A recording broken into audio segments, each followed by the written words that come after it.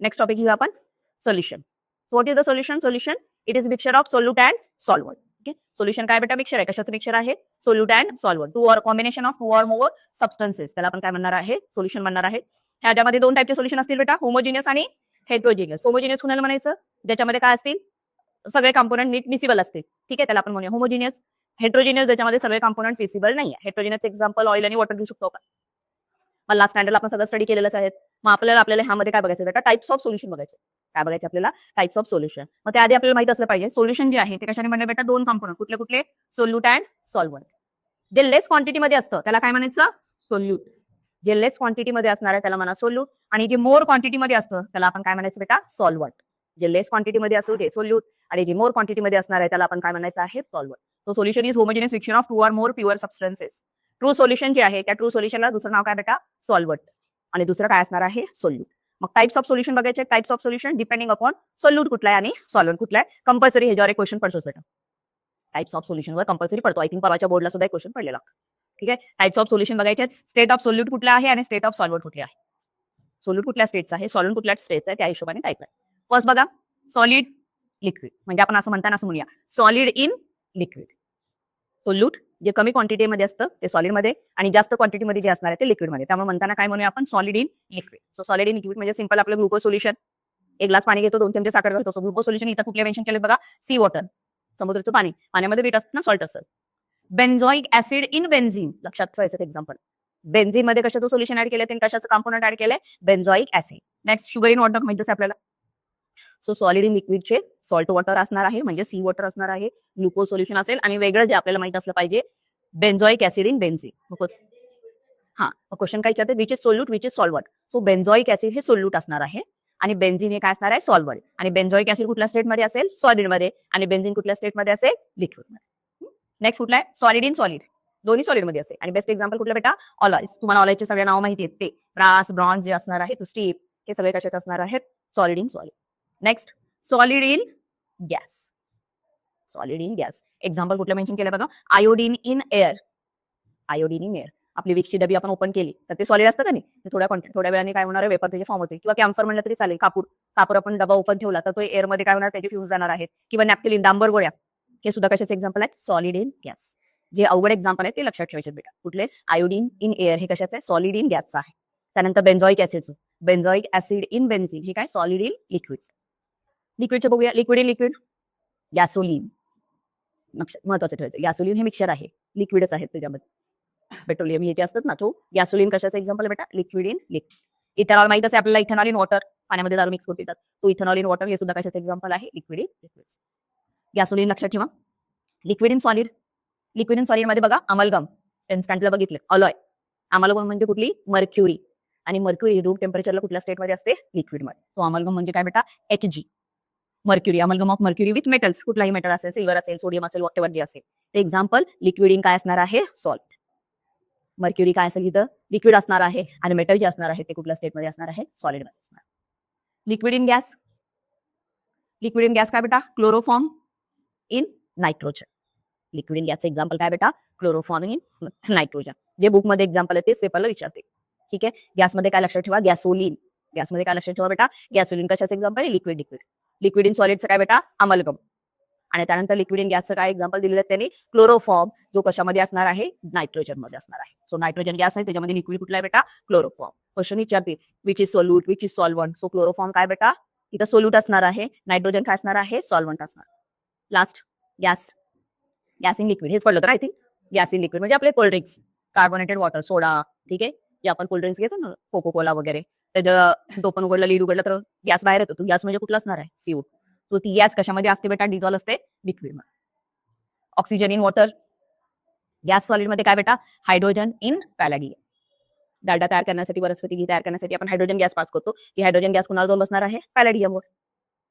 Gas in gas, air. Gas in gas कुठला असणार बेटा? एअर. तर एक्झाम्पल कुठल्या लक्षात ठेवा बघा? हे लक्षात ठेवा, कार्बोनेटेड एअर. क्लोरोफॉर्मचं लक्षात ठेवा, गॅसोलीनचं लक्षात ठेवा, आणि वरचं बेटा बेन्झीन. थोडं एक्झाम्पल लक्षात ठेवा, पेपरला एक्झाम्पल पडते. नेक्स्ट बघायचं कन्सेप्ट आपल्याला बेटा, capacity of solution to dissolve solute.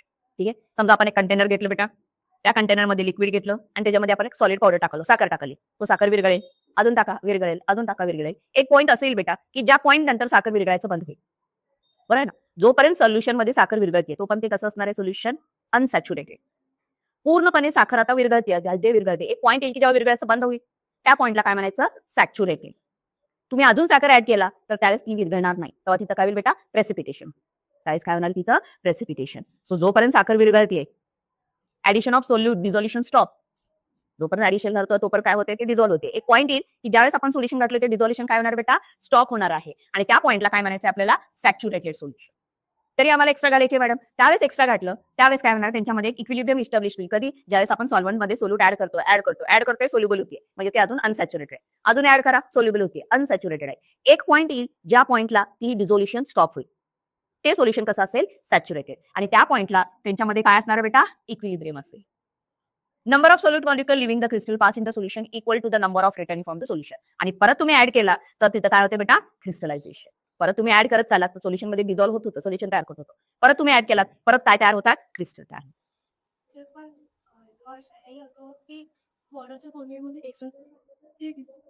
एक लेवल पर्यंत डिझॉल्व्ह होते बेटा, त्याच्या पुढे घातलं तर डिझॉल्व्ह होणार नाही, घट्ट होणार म्हणजे त्याची कॅपॅसिटी संपणार. पाक वगैरे कन्सेप्ट माहित असेल ना तुम्हाला, चिकट लागतो. Saturated solution content maximum amount. बघा सॅच्युरेटेड मध्ये काय बेटा मॅक्झिमम अमाउंट ऑफ सोल्यूट. घाला डिझॉल्व्ह होते. एक पॉईंट येईल तिथं डिझोल्युशन स्टॉप होईल म्हणजे तिथं आता सोल्यूट काय झालेला आहे मॅक्झिमम झालेला आहे. Solution containing greater than equilibrium amount of solute set to be super saturated. आणि सॅच्युरेटेड पेक्षा अजून आपण घातलं तर त्याला कुठलं सोल्युशन म्हणा बेटा सुपर सॅच्युरेटेड. आणि त्या पॉईंटला काय होते प्रेसिपिटेशन ऑकर.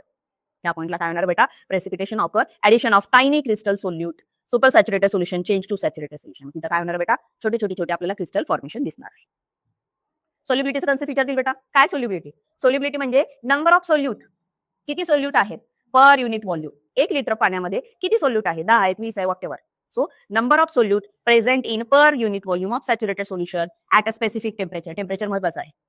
ठीक आहे room temperature whatever. So number of solute present in a unit volume of saturated solution at specific temperature त्याला आपण काय म्हणायचं आहे solubility. So solubility maximum concentration express कसं लिहिणार आहे आपण मोल per litre.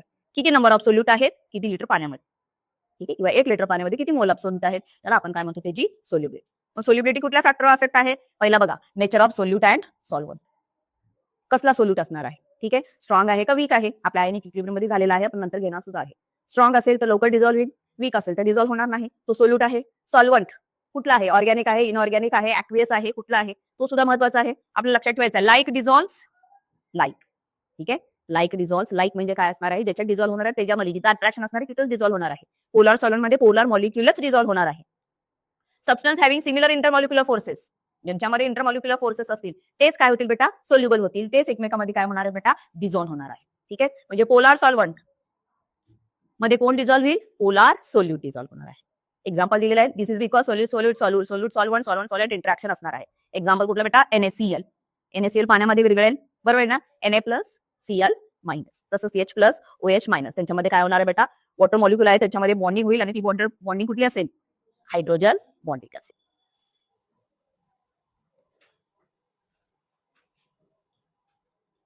Ion interaction hydrogen bonding असेल नाही आयन इंटरॅक्शन असेल कुठल्या मध्ये पोलार मध्ये. मॅडम नॉन पोलार असेल तर नॉन पोलार कंपाऊंड जे आहे एक्झाम्पल कुठले दिले बेटा आपल्या बॉडीमध्ये काय असतंय कोलेस्ट्रॉल. ते कशा डिझॉल्व्ह होते म्हणून सांगितलं बघा बेटा बेन्झीन. नॉन पोलार मध्ये डिझॉल्व्ह होईल पोलार मध्ये डिझॉल्व्ह होईल. नॉन पोलार एक्झाम्पल कोलेस्ट्रॉल दिले जे कशा डिझॉल्व्ह होते म्हणून सांगितलं बेटा बेन्झीन मध्ये. Sugar dissolve in water dissolution of sugar in water due to the intermolecular hydrogen bonding. साखर पाण्यात विरघळते कारण की त्यांच्यामध्ये काय असतात internal hydrogen bonding. Next concept कुठला आहे पहिला सोल्यूट झाला सॉल्व्हंट झाला दुसरा काय बेटा टेम्परेचर दिला काय होणार आहे वाढणार आहे सोल्युबिलिटी. बघा काय म्हणलेलं आहे solubility substance change with the temperature depend on enthalpy of the solution. सोल्युशनची एन्थॅल्पी माहिती आहे ना रिएक्शन होताना हीट रिलीज होते ऍब्सॉर्ब होते दॅट इज एन्थॅल्पी. एक्झाम्पल काय म्हणलं एक्झाम्पल लक्षात ठेवायचं तर पेपरला एक्झाम्पल पडतात. KCl dissolve in water bye endothermic reaction. KCl कुठली रिएक्शन आहे म्हणलं बेटा एंडोथर्मिकचा अर्थ काय सांगा हीट काय होणार आहे ऍब्सॉर्ब होणार आहे. एक्झोथर्मिक म्हणजे काय होईल हीट रिलीज होईल. KCl पाण्यात टाकलं तर काय होणार आहे हीट काय होणार आहे तिथं बेटा ऍब्सॉर्ब होईल. That is with the absorption of heat. KCl मध्ये काय होते हीट ऍब्सॉर्ब होते लक्षात ठेवायचं आहे. KCl it is example of endothermic reaction. When temperature increase by adding heat of the system, the solubility substance increase according to Lee chart principle.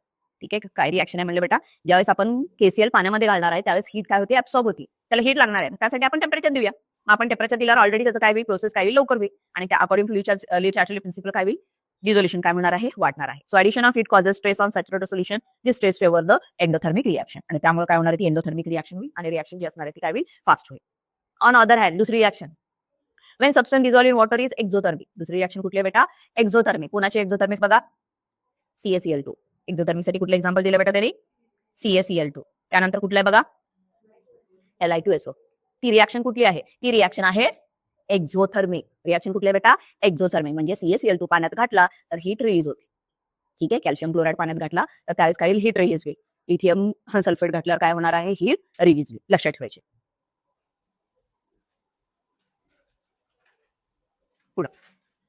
CaCl2 water exothermic reaction. CaCl2 कुठली आहे बेटा, exothermic. आणि ammonium nitrate कुठली आहे, endothermic. सगळ्या reaction लक्षात ठेवायचे. KCl कसली होती, एंडोथर्मिक. अमोनियम नायट्रेट सुद्धा काय आहे, endothermic. Calcium chloride exothermic. Lithium sulphate exothermic. हा एक्झाम्पल लक्षात ठेवा. आणि इथं बघा काही ग्राफ दिले बेटा.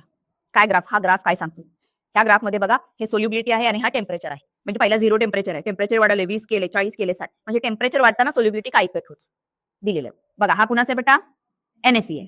ठीक आहे, इथे आहे बघा NaCl, मे बी इथे काही, ठीक आहे. जसं टेम्परेचर वाढालंय NaCl वर एवढा काय फरक पडायला का बेटा, एकदम ट्रिमेंडसली इन्क्रीज झाले का, नाही. म्हणजे NaCl. त्यानंतर परत कोण आहे बघा, KCl. NaCl KCl हे जे आहेत त्यांना जरी आपण टेम्परेचर वाढवलं तरी त्यांच्या डिझोल्युशन मध्ये काही फरक पडणार नाही. ठीक आहे, सो KCl NaCl ला आपण टेम्परेचर दिलं पाण्यामध्ये विरघळण्यासाठी तर एवढा ट्रिमेंडसली ते फरक दाखवणार नाही. नेक्स्ट कोण आहे बघा, KBr. KBr थोडासा दाखवेल म्हणूया मी. ठीक आहे, स्लाइटली बनवूया. त्यानंतर NaBr सुद्धा काय बेटा, स्लाइटलीच आहे. NaBr काय बेटा, स्लाइटलीच आहे. ठीक आहे, कुठे आहे KCl सोबत स्लाइटलीच आहे की म्हणून हे NaCl KCl NaBr स्लाइटलीच आहे ना. हे NaBr KCl आणि NaCl हे कशात बेटा, स्लाइटली. त्याला एक आपण हे स्लाइटली आहे. नेक्स्ट बघा NaNO2 बघा इथं होता, इथं थोडीशी जास्त वाढलेली दिसाली आहे बेटा. NaNO2 ची काय झालेली आहे, सोल्युबिलिटी काय केलेली आहे, वाढलेली आहे. आणि KNO3 ची बघा, बरोबर आहे, KNO3 ची जास्त आहे. हायर म्हणजे कुणाचे बेटा, KNO3. जे जास्त फरक दिसणार नाही ते कोण आहेत, हे तिघ कुठले कुठले, KCl NaCl NaBr. ठीक आहे, खाली आय थिंक नाव बी दिलेत बघा, ऐका. हा कुठले कुठले आहेत, NaBr NaCl KCl. काय चेंज करणार आहेत का ते, स्लाइटली चेंज करणार आहे. ठीक आहे, सोल्युबिलिटी त्यांची काय बेटा, स्लाइट. पुढे कुठले आहेत, KNO3 आणि NaNO3 and KBr increase appreciably with increase in temperature. कुठले कुठले, KNO3 NaNO3 आणि KBr. ठीक आहे, इन्क्रीज होईल. आणि लास्टला कुठलं दिलं बेटा, Na2SO4. Na2SO4 दिसला का कुठं आपल्याला, इथं नाही दिला ना. ठीक आहे, हा नेगेटिव्ह आहे बेटा. Solubility of Na2SO4 decreases. हे सर्वात महत्त्वाचं, पेपरला म्हणतो बघा, डिक्रीज विथ इन्क्रीजिंग टेम्परेचर. आपण पाणी घेतलं, पाण्यामध्ये सोडियम सल्फेट घातलं, तो विरघळेल थोडा. पण मी जर टेम्परेचर दिले अजून विरघळावं म्हणलं तर प्रोसेस उलटी होईल, तो विरघळणार नाही. सो हे पॉईंट लक्षात ठेवायचं. ठीक आहे, Na2SO4 जो असणार आहे त्याची solubility decrease with increase in temperature. Slightly affect करणारे कोण आहेत, NaCl KCl NaBr. ठीक आहे, इन्क्रीज होईल असे कोण आहेत, KNO3 NaNO3 आणि हे. लक्षात राहते, मोस्टली हे विचारण्याचे चान्सेस आहेत. हा विचारतील, कुठला विचारतील आपला, सोडियम सल्फेट. सोडियम सल्फेट काय होईल बेटा, रिव्हर्स रिएक्शन. काय म्हणले, सोल्युबिलिटी ऑफ गॅसेस. आता हे लिक्विड होतं, सोल्यूट होतं, आता गॅसचं बघू. Gas, solubility of gas in water usually decrease with increase in temperature. Solubility of gas म्हणाले मी, पाणी आहे, पाण्यामध्ये गॅस डिझॉल्व्ह झालेली आहे, ती गॅसला जर त्या पाण्याला जर टेम्परेचर दिले तर जी गॅस विरघळली आहे ती सुद्धा काय होईल बेटा, निघून जाईल. So solubility of gas is decrease with increase in temperature. When gas dissolved in water, gas molecule liquid phase condense. Condensation exothermic and the solubility of gas water must be decreased. आपल्याला माहिती आहे पाणी evaporate होतं का नाही, त्या पाण्यासोबत काय होईल ना, गॅस इव्हॅपोरेट होईल. ते युनायटेड स्टेट्स एक एक्झाम्पल दिलं बेटा, त्याने इंडस्ट्रियल वॉटर काय करत होते, पाण्यामध्ये टाकत होते, ते पाणी गरम होतं, त्यामुळे तिथले मासे वगैरे काय झाले, मेल का, कारण की गरम पाणी टाकल्यामुळे काय होईल, तिथली जी गॅस डिझॉल्व आहे ती काय होईल बेटा, उडून जाईल, म्हणजे निघून जाईल.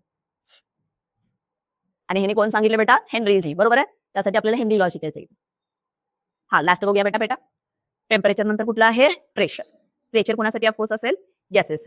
Pressure has no effect on solid and liquid. Solid press करा, तुटणार आहे का, ते नाही तुटणार ना. सो सॉलिडवर काय होणार आहे, इफेक्ट होणार नाही प्रेशरचा. लिक्विडचा सुद्धा प्रेशरवर जास्त इफेक्ट होणार नाही. पण कुणावर इफेक्ट होईल बेटा, गॅसवर. प्रेशरचा इफेक्ट होणार आहे बेटा, गॅसवर. Solubility of gas increase with increasing pressure. Question काय, गॅससाठीच आहे. मी जर प्रेशर वाढवले तर गॅसची सोल्युबिलिटी वाढेल डिझॉल्व्ह होण्याची. सॉलिड आणि लिक्विडला काही इफेक्ट होणार नाही. प्रेशर वाढवलं तर गॅस काय होईल जास्त बेटा सोल्युबल होईल. आणि हे कोण सांगितलं बेटा हेनरी. मग हेनरी लॉ काय सांगतो महत्वाचं काय सोल्युबिलिटी ऑफ गॅस. गॅस कधी अंडरलाईन करा बरोबर आहे ना. सोल्युबिलिटी ऑफ गॅस कशामध्ये बेटा इन लिक्विड पाण्यामध्ये विरघळण्याची सॉल्व्हेंट मध्ये. Solubility of gas in liquid is directly proportional to the pressure. जेवढं प्रेशर वाढवेल तेवढी सोल्युबिलिटी काय होईल वाढणार आहे. कुणाची गॅसची कशात लिक्विडची. तो yes is directly proportional to P. Proportional design करण्यासाठी काय घेतलं होतं बेटा आपण कॉन्स्टंट घेतला होता. तो कॉन्स्टंट कुठला असणार KH त्यालाच आपण काय म्हणतो हेनरी कॉन्स्टंट. पेपरला युनिट विचारते हेनरी कॉन्स्टंट अगेन काय येणार एस अपॉन पी. एस म्हणजे काय सोल्युबिलिटी. सोल्युबिलिटी युनिट काय मोल पर लिटर आणि त्या खाली काय बेटा बार. त्यामुळे हेनरीचं काय मोल पर लिटर पर बार. प्रेशर 1 बार असला प्रेशर 1 बार असेल तर काय असेल बेटा सोल्युबिलिटी इज इक्वल टू काय असेल solubility is equal to Henry constant. Solubility is equal to काय असणार आहे Henry constant. So case of solubility of gas in liquid when the pressure over the solution is 1 bar. किती solubility असणार आहे त्या solubility constant एवढी कधी ज्यावेळेस नॉर्मल प्रेशर किती असेल त्यांच्यावर सोल्युशनवरचं 1 बार. आता हा कोण सांगतो बेटा हेनरी. ठीक आहे. आता हेनरी लॉचं बेस्ट एक्झाम्पल कुठलं आपलं कोल्ड्रिंक्स. कोल्ड्रिंकची बॉटल ज्यावेळेस लीड लावलेली आहे टोपण लावलेलं आहे त्याच्यामध्ये गॅस आहे बरं आहे ना. टोपण उघडलं तर प्रेशर रिलीज झालं ना. टोपण आहे म्हणजे त्याच्यावर प्रेशर आहे. टोपण उघडलं तर प्रेशर रिलीज झालं आणि प्रेशर रिलीज झालं तर गॅस तिथंच राहते का बेटा बाहेर येते. बाहेर येते म्हणजे प्रेशर कमी झालं सोल्युबिलिटी कमी झाली. टोपण होतं म्हणजे प्रेशर आहे त्यामुळे गॅस त्याच्यामध्ये काय बेटा सोल्युबल. आणि त्याचा यूज आपण काय करतो एरेटेड ड्रिंक मध्ये करणार आहे. हेनरी लॉ 2 ठिकाणी फेल जातो बेटा. कुठले कुठले आहे अमोनिया आणि CO2. अमोनिया पाण्यामध्ये आपण काय म्हणतो ते प्रेशर वाढवल्यावर डिझॉल्व्ह होईल. पण अमोनिया आणि CO2 तसं करणार नाही का कारण की ते पाण्याशी रिॲक्टच करतात बेटा.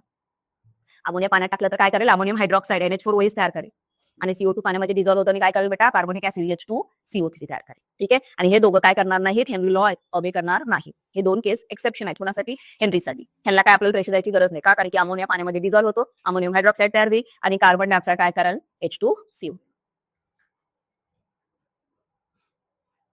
डू यू नो महत्वाचं आहे. Oxygen gas very low solubility in water. पाण्यामध्ये ऑक्सिजन फार कमी डिझॉल्व्ह होतो पण तरी ते एक्वाटिक लाईफसाठी आहे बऱ्यापैकी आहे त्याच्यासाठी. Its solubility in blood is extremely high. पाण्यामध्ये कमी होतो पण आपल्या ब्लडमध्ये तो जास्त सोल्युबल आहे. का सोल्युबल आहे this is because binding of oxygen with our haemoglobin. आपण बघितले बायोमॉलिक्युल सोबत बरं आहे ना. हिमोग्लोबिनचे 4 काय आहेत बेटा पेप्टाइड चेन आहेत. त्या पेप्टाइड चेनमुळे तो काय करतो ऑक्सिजनला काय करतो जास्त बाइंड करू शकतो. ठीक आहे. इथं दिलेलं आहे कशी करणार आहे बघा 4 म्हणलं होतं ना. तो HB4 ऑक्सिजनची रिएक्शन करेल आणि काय तयार करेल HbO2 आहे आणि तो किती टाइम आहे 4 टाइम. लक्षात ठेवायचं हिमोग्लोबिन 4 ऑक्सिजनची रिएक्शन करेल HB2 4 टाइम्स.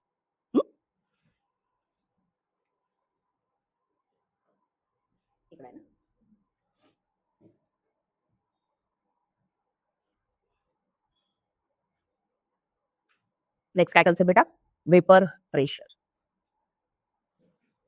नावातच आहे वेपर प्रेशर म्हणजे काय बेटा सोल्युशन असेल ते सोल्युशन रूम टेम्परेचरला काहीतरी वेपर क्रिएट कर आणि ते वेपर त्या सोल्युशनवर काय करतील एक प्रेशर क्रिएट कर. त्याला म्हणायचं वेपर प्रेशर. मग आता तिथं काय घेतले सोल्युशन घेतले सॉल्वंट घेतले काय घेतले त्या हिशोबाने काय म्हणले vapour pressure of solution of liquid in liquids. 2 liquid घेतलेत आपण. बेस्ट एक्झाम्पल आपण काय घेऊया बेटा वॉटर आणि अल्कोहोल घेऊया. ठीक आहे. वॉटर आणि अल्कोहोल घेतले ग्लास घेतलं त्या ग्लासमध्ये पाणी घेतलं थोडीसं अल्कोहोल घातलं आपल्याला लगे वास येणार आहे ना. का वास येतो कारण की त्यातले जे अल्कोहोल आहे ते वेपर तयार करतात मग ते इकडे तिकडे पसरतात. पण तेच आपण काय केलं बेटा त्या ग्लासवर काहीतरी प्लेट ठेवली प्लेट झाकून ठेवली तर ते गॅस इकडे तिकडे स्प्रेड होईल का नाही स्प्रेड होणार. मग ते गॅस कुठे जातील ते सोल्युशन मध्ये जातील त्या ग्लासमध्ये जाणार आहे. त्या ग्लासमध्ये झाल्यावर त्या लेअरवर ते काय करतील एक प्रेशर एक्झर्ट करतील. त्या प्रेशरला आपण काय म्हणणार आहे वेपर प्रेशर. ठीक आहे. सो वेपर प्रेशर म्हणजे काय प्रेशर एक्झर्टेड बाय वेपर. वेपरने एक्झर्ट केलेलं प्रेशर असणार आहे कुणावर त्या सोल्युशनवर. मग ते वेपर काय होतील कंडेन्स होतील कशामध्ये लिक्विडमध्ये. तो लिक्विडचं वेपर वेपरचं लिक्विड यांच्यामध्ये इक्विलिब्रियम इस्टॅब्लिश होईल त्याला आपण काय म्हणायचं आहे वेपर प्रेशर. आणि हे कोण एक्सप्लेन करतो बेटा कोण आहे राऊट्स लॉ. हे कोण एक्सप्लेन करणार आहे राऊट्स लॉ. ठीक आहे. मग राऊट्स लॉ काय सांगतो बघा partial vapor pressure of any volatile component of solution is equal to महत्वाचा आहे partial vapor pressure of volatile component. आता volatile component कुठलं घेतले अल्कोहोल घेतलेलं आहे आणि वॉटर सुद्धा समवॉट volatile जास्त नाही पण आहे. कधी तुम्ही बघितलं बॉटल ठेवलेली आहे ट्रान्सपरंट बॉटल ठेवलेली आहे तर काय होते आतमध्ये वॉटर ड्रॉपलेट दिसतात का नाही आपल्याला. ठीक आहे. तो एवढी नाही पण आहे थोडाफार volatile. तर इथं काय म्हणलेलं आहे volatile component आहे partial म्हणजे individual. Partial vapor pressure of volatile component is equal to vapor pressure of pure component multiplied by its mole fraction. ठीक आहे. मग आपल्याकडे 2 कॉम्पोनंट घेतले आपण A1 घेतले आणि A2 घेतले. एचं वेपर प्रेशर किती आहे P1 बीचं किती आहे P2 आणि त्यांचं मोल फ्रॅक्शन घेऊया X1 आणि X2. ठीक आहे. आता आपल्या अंडरस्टँडिंगसाठी A घेऊया अल्कोहोल A1 घेऊया अल्कोहोल आणि A2 काय घेऊया बेटा वॉटर. ठीक आहे. सो 1 म्हणजे काय आहे अल्कोहोल आहे 2 म्हणजे काय बेटा वॉटर. सो अल्कोहोलचं वॉटर वेपर प्रेशर किती असणार आहे त्याचे मोल फ्रॅक्शन आणि इंटू प्युअर वॉटर. वॉटरचं किती असणार आहे, वॉटरचं सोल्युशन असल्यामुळे त्याचं मोल fraction into pure water. So हे जे वेपर प्रेशर आहे ते कुणाचं आहे, ते सोल्युशनचं. कुठले सोल्युशन, 2 व्होलाटाईल कॉम्पोनंट्स आहे. 2 व्होलाटाईल कॉम्पोनंट मिक्स केले, दारू मिक्स केलेली आहे, पाणी मिक्स केलेलं आहे, हे सोल्युशन आहे. त्याचं वेपर प्रेशर जे असणार आहे त्यामध्ये वॉटरचं वेपर प्रेशर किती असणार आहे, 2 वॉटरचं वेपर प्रेशर किती, वॉटरचं मोल फ्रॅक्शन इंटू वॉटरचे प्युअर वॉटरचं वेपर प्रेशर. अल्कोहोलचं किती, अल्कोहोलचं मोल फ्रॅक्शन इंटू प्युअर अल्कोहोलचं मोल फ्रॅक्शन. जी 0 स्टँड फॉर प्युअर. 0 काय असणार आहे बेटा, प्युअर अँटीसिमेट. ठीक आहे, मग आपल्याला टोटल प्रेशर काढायचं आहे. टोटल काढण्यासाठी काय करायचं बेटा, प्लस करायचं, P1 plus P2. So P1 काय, P1 0 x1 आणि P2 0 x2. पण मोल फ्रॅक्शन कसं काढतो आपण, x1 plus x2 is equal to काय असतं बेटा, 1. सो x1 काय येईल, हा इकडे जो आहे हा इकडे गेला काय येईल, मायनस. ठीक आहे, हे थेरी सगळी झालेली आहे. इक्वेशन मध्ये पुटअप केलं, फायनल इक्वेशन हे आहे. ठीक आहे, 2 सोल्युशन आहेत, कुठले कुठले, अल्कोहोल आणि वॉटर. त्याचं वेपर प्रेशर किती असेल तर एवढं असेल. काय, वेपर प्रेशर ऑफ 2 म्हणजे काय घेतलंय, water, minus vapour pressure of कोण घेतलेलं आहे, इथेनॉल, x2 म्हणजे कोण घेतलेलं आहे, 2 कुणासाठी होतं, वॉटरचं होतं, प्लस 1 कुणाचं आहे, प्युअरचं असणार आहे, वॉटर प्रेशर ऑफ अल्कोहोलचं असणार आहे. तो इक्वेशन लक्षात ठेवायचं, P is equal to P2 not minus P1 not x2 plus P1 0. लक्षात ठेवायचं, हे P1 P2 नॉट आहेत ते सगळे काय असणार आहेत, कॉन्स्टंट असतील, कारण की प्युअरचे ते तेवढेच असणार आहेत. नॉट म्हणजे प्युअर, त्यांची व्हॅल्यू काय असते बेटा, कॉन्स्टंट असणार आहे. आणि त्याच्यावरून आपण काय करणार आहे बेटा, त्यांचं वेपर प्रेशर काय करणार आहे, कॅल्क्युलेट करणार. कळते, त्यांचे ग्राफ लक्षात ठेवायचे बेटा. राऊसलरचे काय करायचे बेटा, ग्राफ लक्षात ठेवायचे. कधी लक्षात ठेवा बघा, काय म्हणलेलं आहे, वेपर प्रेशर वर्सेस काय बेटा, मोल फ्रॅक्शन घेतलेलं आहे. ग्राफ कसा येणार आहे, स्ट्रेट लाईन. ग्राफ कसा आहे बघा, कंपल्सरी कसला आहे, straight line passing through the origin. Graph तुम्हाला देतील, तो कुठला आहे ते बघायचं. इथं दिलं, थोडं समजून घ्यायचा प्रयत्न करा. बघा, x1 आणि x2. आता आपल्या लक्षात ठेवायचं बेटा 1 आणि 2 कन्सेप्ट. 1 हे कुणासाठी असेल बेटा, सॉल्व्हंट. 1 कुणासाठी घेऊया बेटा आपण, सॉल्व्हंट साठी घेऊया आपण. आणि 2 कुणासाठी घेऊया बेटा, 2 जे असेल ते कुणासाठी असणार आहे, सोल्युशन, सोल्यूट साठी. 2 कुणासाठी घेऊया बेटा, सोल्यूट साठी. 1 कुणासाठी घ्या बेटा, सॉल्व्हंट साठी. 2 कुणासाठी घ्या, सोल्यूट. आता इथं ग्राफ काढला बेटा, कुठला ग्राफ आहे बघा, y ऍक्सिस वर काय बेटा, वेपर प्रेशर, एक्स ऍक्सिस वर काय आहे, मोल फ्रॅक्शन. तसंच इथं ग्राफ आहे, y ऍक्सिस वर काय आहे, वेपर फ्रॅक्शन, आणि इकडे काय बेटा, मोल फ्रॅक्शन. फक्त इथं हे 1 असणार आहे आणि इथं काय असेल, हे 2 असणार. हे बघा, x इज इक्वल टू 1 आहे आणि x2 किती आहे, इथं 0. इथं x1 0 आहे, x2 काय बेटा 1 आहे. इमॅजिन करायचा प्रयत्न करा. ठीक आहे, बघा, वेपर प्रेशर इथं 0 असते ना, 0 असते ना. ज्यावेळेस मी काहीच मोल फ्रॅक्शन मध्ये दाटलेलं नाहीये, काही मी एखादं प्युअर लिक्विड घेतलेलं आहे, फक्त प्युअर लिक्विड घेतलेलं आहे, त्याच्यामध्ये काही सोल्यूट ऍड केलेलं नसेल, त्यावेळेस वेपर प्रेशर कसं असेल बेटा, जास्त. त्यावेळेस वेपर प्रेशर कसं असणार आहे, जास्त. मग मी थोडं थोडं ऍड करते, 0.1 ग्रॅम, 0.2 ग्रॅम, 0.3 ग्रॅम, 0.4 ग्रॅम, काहीतरी ऍड करते. तसं वेपर प्रेशर काय व्हायला बघा बेटा, कमी व्हायला. तसं वेपर प्रेशर काय व्हायला, कमी व्हायला. त्याला आपण म्हणतो लोअरिंग ऑफ वेपर प्रेशर. काय म्हणणार बेटा आपण त्याला, लोअरिंग ऑफ वेपर प्रेशर. आता सांगितले प्युअर क्वांटिटीचे वेपर प्रेशर हे कसे असणार आहे, कॉन्स्टंट असणार आहे. आपल्या अंडरस्टँडिंगसाठी अल्कोहोल घेतलं समजा त्याचं वेपर प्रेशर 70 असेल, वॉटर घेतलं त्याचं वेपर प्रेशर 20 असेल, हे फिक्सच असणार आहे. पण आता त्या अल्कोहोलमध्ये मी दुसरा कंपोनंट घातला, त्या पाण्यामध्ये मी साखर घातलं, तर त्यांचं वेपर प्रेशर काय होणार बेटा, कमी होणार आहे. का बरं कमी होणार आहे, कारण की वेपर प्रेशरचं कन्सेप्ट काय बेटा, हे लिक्विड आहे, हे लिक्विड काय करते बेटा, वेपर तयार करते. मग स्टार्टिंगला फक्त प्युअर लिक्विड असल्यावर ही पूर्ण लेअर वेपराइज होईल का नाही, पण ज्यावेळेस मी त्याच्यामध्ये सोल्यूट ऍड करते त्यावेळेस त्याच्यासोबत कोण कोण आहे, थोडे थोडे सोल्यूटचे मॉलिक्युल असतील का नाही, म्हणजे पूर्ण जागा आहे का तिथं, नाही ना. अर्धी जागा कोणी घेईल, सोल्यूटने. त्यामुळे वेपर तयार व्हायची सॉल्व्हंटची क्वांटिटी काय होईल, कमी होईल. त्यालाच आपण काय म्हणलं होतं, लोअरिंग ऑफ वेपर प्रेशर. ठीक आहे, हे टर्म दाखवली आहे. मग जसं ऍड करत जाईल तसं काय होणार आहे, कमी होणार आहे. इथे सुद्धा हे काय होणार आहे, कमी होणार आहे. ग्राफ काय असणार आहे बेटा, पार्ट ओरिजिन मधनं पास होणार आहे आणि तो कसा असणार आहे, स्ट्रेट लाईन मध्येच असणार आहे, हे लक्षात ठेवायचं. वेपर फेज मध्ये कंपोजिशन दिले बघा. वेपर फेज मध्ये कंपोजिशन देताना y1 आणि y2 काय कन्सिडर करायचं आहे, मोल फ्रॅक्शन. मग अशी काय कन्सिडर केलं ते सॉलिड मध्ये x1 आणि x2. इथं काय केलेलं फक्त y1 आणि y2 कन्सिडर केले. ठीक आहे, आता महत्वाचा कन्सेप्ट इथं लक्षात ठेवूया आपण, जो आहे ideal solution, non ideal solution. कुणाला म्हणायचं आयडियल सोल्युशन. ठीक आहे, इमॅजिन करा बघा, समजा आपण काय घेतलं बेटा, एक ग्लास घेतलेला आहे, त्या ग्लासमध्ये आपल्या अंडरस्टँडिंगसाठी 20 ml वॉटर मिक्स केले आणि 20 ml मिल्क मिक्स केले. मग आपल्या अंडरस्टँडिंगसाठी काय व्हावं, 20 + 20 40 व्हायला पाहिजे ना, 40 व्हायला पाहिजे, व्हॉल्यूम चेंज झालं पाहिजे. ठीक आहे, पण राऊट्स लॉ आयडियल गॅस इक्वेशन काय सांगते, तसं नाही सांगते. आयडियल जे असणार आहे, आयडियल सोल्युशन काय म्हणेल बघा, आयडियल सोल्युशन ऑबे कुठला लॉ फॉलो करतो बेटा, तो Raoult's law over entire range of concentration. कुठला का कॉन्सन्ट्रेशन असेल तो काय करेल, राऊट्स लॉ फॉलो करेल. म्हणजे काय फॉलो करेल मॅडम बघा, no heat is evolve or absorb दोन सोल्युशन मिक्स केलेले आहे, दोन कॉम्पोनंट मिक्स केलेले आहेत, तर त्याच्यामध्ये काही हीट बाहेर पडणार नाही किंवा काही हीट ऍब्सॉर्ब होणार नाही. असं कसं पॉसिबल आहे का? आपण थर्मोडायनामिक्समध्ये स्टडी केलेला आहे. काहीतरी ऍड होणार, काहीतरी रिलीज होणार आहे किंवा ऍब्सॉर्ब होणार आहे, एन्थाल्पी चेंज होणार आहे. So there is a no change of mixing, enthalpy change नाहीच आहे. म्हणजे ही आयडियल कंडिशन असेल, इमॅजिनरी कंडिशन असेल. Next, there is a no change in volume. Volume सुद्धा चेंज होणार नाही. 20 ml पाणी आहे, 20 ml वॉटर असेल, दूध असेल, दोन्ही मिक्स केलं 40 व्हायला पाहिजे, 30 तर व्हायला पाहिजे. त्यांनी म्हणते no change. No change in volume when two component forming ideal solution are mixed. दोन आयडियल सोल्युशन मिक्स केले तर तिथं व्हॉल्यूम चेंज होणार नाही. बघा, वी मिक्स सुद्धा काय म्हणतो तो कॉन्स्टंट. ठीक आहे, काय सांगतो आयडियल सोल्युशन कुणाला म्हणा? Enthalpy change 0, change in volume 0. Ideal solution solvent interaction जे असणार आहे ते काय असणार आहे? कंपॅरेबल असतील. त्यांच्यामध्ये कंपॅरेबल असेल, त्यामुळे ते मिक्स होतील आणि तेवढ्याच जागेमध्येच काय होतील? कॉम्पॅक्ट होतील, असं त्याचं म्हणणं आहे. Vapour pressure of ideal solution always lies between vapour pressure of pure components. जे काही सोल्युशन तयार होणार आहे त्याचं वेपर प्रेशर कुणामध्ये असणार आहे? प्युअर कॉम्पोनंटच्या मध्येच असणार आहे, असं त्याचं म्हणणं आहे. कुणाचं म्हणणं आहे? आयडियल सोल्युशनचं. जे कोण फॉलो करते राऊट्स लॉ, ते आपल्याला फक्त एक्झाम्पल लक्षात. कोण बेटा? बेन्झिन आणि टोल्यून. बेन्झिन आणि टोल्यून हे काय आहेत बेटा? नियरली काय करतात? राऊट्स लॉ फॉलो करतात, म्हणजे हे आयडियल सोल्युशन आहे. सो आपल्याला काय लक्षात ठेवायचं? Which of the following is ideal solution? तर काय असेल answer? Benzene and toluene. Non ideal same, जे राऊट्स लॉ फॉलो करणार नाही. सोल्युशन मिक्स होताना काहीतरी हीट रिलीज होईल किंवा ऍब्सॉर्ब होईल. व्हॉल्यूम सुद्धा काहीतरी काय होणार बेटा? चेंज होणार आहे. आता त्या हिशोबाने दोन टाईपचे आहेत बेटा. नॉन आयडियल सोल्युशन दोन टाईपचे डेव्हिएशन दाखवते, चेंज दाखवतील ना राऊट्स लॉनुसार. ठीक आहे, राऊट्स लॉ काय म्हणते? अशी सेम लाईज मध्ये असतील, इथंच असतील. ठीक आहे, पण आता ह्याच्यापासून राऊट्स लॉ पासून काय असतील बेटा? डेव्हिएशन दाखवणार आहे. कुठले डेव्हिएशन आहे? पहिला कुठलं बेटा? पॉझिटिव्ह. राऊट्स लॉ काय सांगतो हे बघा, सेम अशीच लाईन, सेम सिक्वेन्सनीच काय होणार आहे? वेपर प्रेशर डिक्रीज होईल किंवा इन्क्रीज होईल. ठीक आहे, पण इथे डेव्हिएशन दिसते बेटा, चेंज दिसतंय. पहिला स्टार्टिंग इंक्रीज वाले, परत काय झाले? असं कर्व दिसतो का नाही? ठीक आहे, ह्याला म्हणायचं पॉझिटिव्ह. याला काय म्हणायचं? पॉझिटिव्ह. आणि असे खालच्या साईडला आला तर काय म्हणू बेटा त्याला आपण? Negative deviation. ठीक आहे, हे कशाचं एक्झाम्पल आहे बेटा? पॉझिटिव्ह डेव्हिएशनचं. हे कशाचं एक्झाम्पल आहे? Positive deviation. एक्झाम्पल बघा काय पॉझिटिव्ह डेव्हिएशनचं. The solution in which solute solvent interaction weaker. Solute आणि सॉल्व्हंट मधलं इंटरॅक्शन कसं असेल बेटा? वीक आहे. कुणापेक्षा?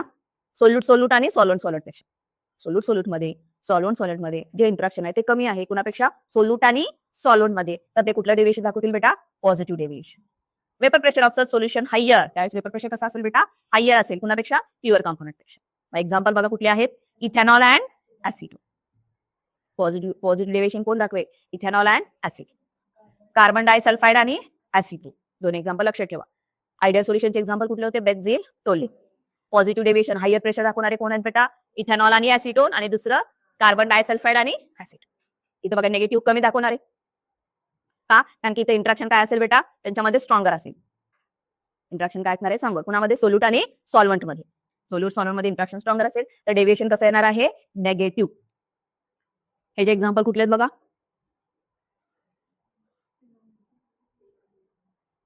हे जे एक्झाम्पल कुठलं बेटा? फिनॉल आणि ऍनिलीन आहे. आणि दुसरं कुठलं बेटा? Chloroform and acetone. दुसरं कुठलं एक्झाम्पल आहे? Chloroform and acetone. कळतात एक्झाम्पल? पेपरला एक्झाम्पल पडतील. पॉझिटिव्ह डेव्हिएशन वाले, निगेटिव्ह डेव्हिएशन वाले राऊट्स फॉलो करणार. ठीक आहे, त्याच टॉपिकचा पार्ट स्टार्ट करणार आहे बेटा आपण. Colligative property. ठीक आहे, कोलिगेटिव्ह प्रॉपर्टी अशा प्रॉपर्टी आहेत ज्या डिपेंड असणार आहेत नंबर ऑफ पार्टिकल्स. कुठले पार्टिकल? सोल्यूटचे पार्टिकल.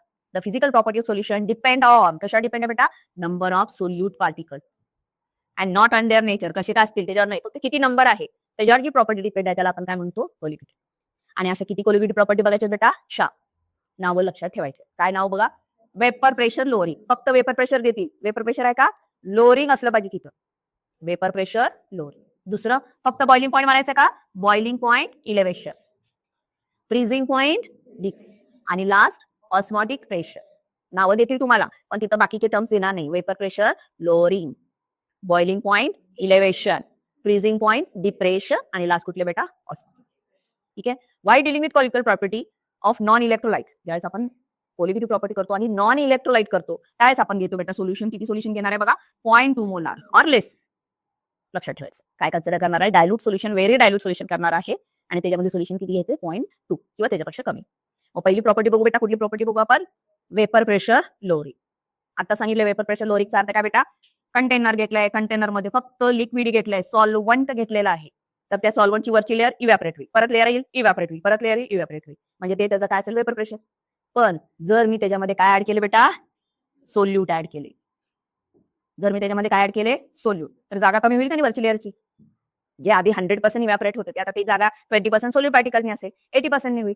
ठीक आहे. Due to addition of solute कळते का due to addition of solute the vapour pressure of solvent pure liquid हे डिक्रीज होतं आणि त्यालाच आपण काय म्हणतो वेपर प्रेशर लोअरिंग. त्यालाच आपण काय म्हणणार बेटा vapour pressure lowering. Liquid in close container in liquid with is vapour the pressure exerted by vapour in liquid is called as vapour pressure. Vapour pressure कशामध्ये दिलेलं आहे बेटा. हा त्यानंतर एक्सपेरिमेंट काय म्हणले non ionable solid dissolve in solver. Non ionisable म्हणजे जे ब्रेक होणार नाही असे सॉल्व्हंट टाकले कशामध्ये बेटा लिक्विड सॉल्व्हंट मध्ये. Vapour pressure of solution lower than lower होतं कुणापेक्षा लोअर होणार आहे pure solvent. In other word definition बघा vapour pressure of solvent is lowered by addition of non volatile solute in it when solute is non volatile it does not contribute the vapour pressure dissolve in the solution. Vapour pressure pure सॉल्व्हंटचं हे decrease होईल कशामुळे त्याच्यामध्ये non आयोनायझेबल solute घातल्यामुळे आणि त्यालाच म्हणा बेटा लोअरिंग ऑफ वेपर प्रेशर. झालं मग दोन्ही वेपर होणार दोन्ही ते मागाचा राऊटला फॉलो करायचा मागाचा फॉलो करायचा बेटा. पी इज इक्वल टू आहे ना P2 0 - P1 0 x2 ब्रॅकेटमध्ये x2 + P1 चा तो फॉलो करायचा.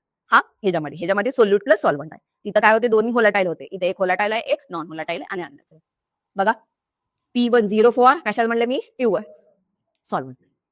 1 पुन्हासाठी मागण्याचं सांगितलं मागाशीच सॉल्व्हंट. ठीक आहे. P1 पुन्हा असेल बेटा आहे सोल्युशन. इथं जे आहे सोल्युशन म्हणजे कुठला सॉल्व्हंट विथ सोल्यूट.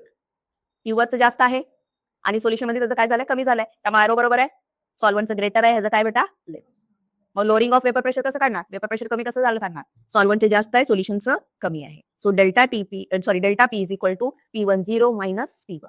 P10 म्हणजे काय प्युअर सॉल्व्हंट बरं आहे ना मायनस कुणाचं बेटा सोल्युशन किंवा सॉल्व्हंट प्लस सोल्यूट असं मला वाटलं सॉल्व्हंट प्लस सोल्यूट. सो तुम्हाला क्वेश्चन विचारतील प्रॉब्लेम येईल relative lowering of vapour pressure. Relative lowering of vapour pressure सोल्यूटचं देतील आणि सॉल्व्हंटचं देतील.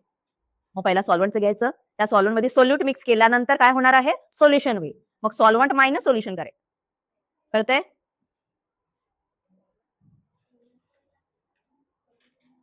वेपर प्रेशर का बरं कमी आहे ते बघा आता सांगितलेलंच आहे काय vapour pressure liquid depend upon which molecule escape from the surface. जेवढे मॉलिक्युल वरनं काय होतील बेटा एस्केप होतील तेवढं वेपर प्रेशर जास्त असेल. पण त्याच्यामध्ये मी काय घातले नॉन व्होलाटाइल सोल्यूट घातले तर सरफेस एरिया कमी झाला ना. कुणाचा कमी झाला सॉल्व्हंटचा का कारण की तिथं कोण आले सोल्यूट मॉलिक्युल आले आणि ते सोल्यूट कॉन्ट्रीब्यूट करतील का वेपर प्रेशरला do not contribute vapour pressure. त्यामुळे जे वेपरायझेशन आहे हे पर युनिट सरफेस काय होईल बेटा लेस असेल ऍज कम्पेअर टू आणि त्यामुळे सोल्युशनचं वेपर प्रेशर कमी असेल सॉल्व्हंटचं वेपर प्रेशर काय असणार बेटा जास्त. आणि हे परत एक्सप्लेन करतो कुणाच्या हेल्पनी बेटा आपण राऊस लॉ. महत्वाचं कुणासाठी नॉन व्होलाटाईल ते कुणासाठी होतं व्होलाटाईल कंपाऊंडसाठी होतं हे कुणासाठी असणार आहे नॉन व्होलाटाईल सोल्यूटसाठी. ठीक आहे. ह्याच्यामध्ये काय लॉ स्टेट करतो बघा स्टेटमेंट तिथं काय होते बेटा vapour pressure of 2 volatile component is directly proportional कशाच्या इक्वल होणार आहे बेटा तो vapour pressure of your component into its mole fraction. इथं तसंच असणार काय बघा vapour pressure of solvent over solution जे सोल्युशन घेतलं होतं ठीक आहे त्याच्यामध्ये सोल्यूट ऍड केलेत ना त्याचं कुणाचे इक्वल असेल vapour pressure of pure solvent multiply by it's mole fraction. Solution solvent मोल फ्रॅक्शन हे सोल्यूट प्लस सॉल्व्हंट आहे. ग्राफ परत straight line passing through origin graph पडतील तुम्हाला.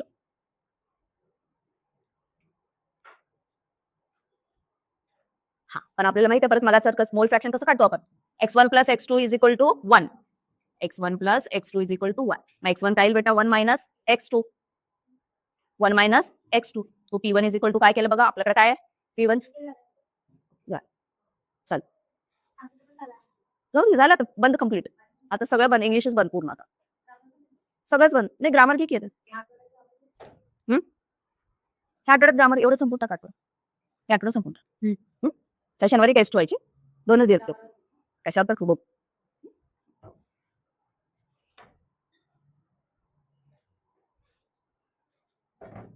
x1 तरी काय लिहू बेटा 1 - x2 ठीक आहे. इक्वेशन अरेंज करा काय इक्वेशन मिळते बघा आपल्याला solvent minus solution is equal to सॉल्व्हंटचं vapour pressure into x2 x2 म्हणजे कोण सोल्यूट आणि हेच म्हणजे काय बेटा डेल्टा पी येते ना चेंज इन वेपर प्रेशर किंवा lowering of vapour pressure. So lowering of vapour pressure is equal to mole fraction of solvent into काय असणार बेटा mole fraction sorry lowering of vapour pressure is equal to काय असणार आहे vapour pressure of your solvent into mole fraction of 2 म्हणजे काय बेटा solute मोल फ्रॅक्शन ऑफ सोल्यूट. मग आपल्याला माहित असलं पाहिजे बेटा मोल फ्रॅक्शन कसं काढतो आपण ठीक आहे. काय करायचं आता लोअरिंग ऑफ झालं तर काय करायचं बेटा आपल्याला रिलेटिव्ह लोअरिंग लोअरिंगच्या नंतर काय बघायचं बेटा, रिलेटिव्ह लोअरिंग. लोअरिंग म्हणजे काय बेटा, P10 minus P1 divided by प्युअरचं केलं तर काय मिळतंय आपल्याला, रिलेटिव्ह लोअरिंग. काय कळेल, relative lowering. Solvent minus solution divided by again solve, त्याला म्हणायचं रिलेटिव्ह लोअरिंग. आणि रिलेटिव्ह लोअरिंग वेपर प्रेशर केलं तर आपल्याला काय बघायचं बेटा, मोल फ्रॅक्शन. मोल फ्रॅक्शनची इक्वेशन काय, नंबर ऑफ मोल बरोबर आहे ना, plus total number of moles जे असेल ते. नंबर ऑफ मोल कसं काढतो, given weight upon molecular weight. N कसं काढतो आपण, given weight upon molecular weight. हे 2 साठी हे 2 लिहा, ठीक आहे. पण हा 1 आहे आणि हा काय बेटा 2. 2 कुणासाठी वापरतो आपण, सोल्यूट. पण मगाची काय म्हणलं बेटा, सोल्यूटची क्वांटिटी कशी असते, लेस असते. त्यामुळे इथं आपण हा 2 कन्सिडर करणार नाही. फक्त काय कन्सिडर करणार, x2 म्हणजे काय कन्सिडर करणार, n2 अपॉन n1. मग n कसं काढणार, W2 अपॉन M2 आणि 1 चं काय लिहिणार, W1 अपॉन M1 सॉरी, ठीक आहे. So relative lowering of vapour pressure is equal to काय बेटा, डेल्टा P अपॉन P10. हे येतात इक्वेशन, लक्षात ठेवायचं. ते चालेल का बघा इथं, हे लक्षात ठेवायचं. रिलेटिव्ह लोअरिंग आणि हे राऊसला W2 स्टार्टिंगला लक्षात ठेवा. W2 सोबत M2 कधीच नसणार, M1च असेल. वर W2 खाली असेल तर खाली काय असेल, W1 आणि हा M2. हे लक्षात ठेवा, तुम्ही वर खाली करता बेटा, स्टार्टिंग लक्षात ठेवा, पुढे उलटाय सगळं. इथं वर काय बेटा, W2. 2 म्हणजे सोल्यूट, 1 म्हणजे सॉल्व्हंट. प्रॉब्लेम आपण नंतर बघू. नेक्स्ट कन्सेप्ट कुठला बेटा, बॉइलिंग पॉइंट इलेव्हेशन. नावात असा इलेव्हेशन म्हणजे इन्क्रीज होणे. बॉइलिंग पॉइंट काय होणार बेटा, इन्क्रीज होतो. सॉल्व्हंटचा जो बॉइलिंग पॉइंट आहे त्याच्यामध्ये सोल्यूट घातल्यावर काय होईल बेटा, वरची लेअर डिस्टर्ब होईल का नाही, वेपर तयार करायला. म्हणजे अजून मला हीट करायला लागेल, अजून हीट करायला लागल्यामुळे त्यामुळे काय होणार आहे, टेम्परेचर वाढेल. म्हणजे बॉइलिंग पॉइंट काय होणार बेटा, इन्क्रीज होईल.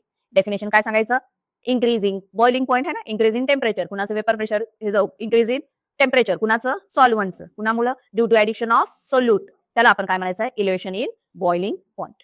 डेफिनेशन, टेक्निकल डेफिनेशन काय म्हणतो बेटा, बॉइलिंग पॉइंटची आपल्याला, vapour pressure is equal to atmospheric pressure.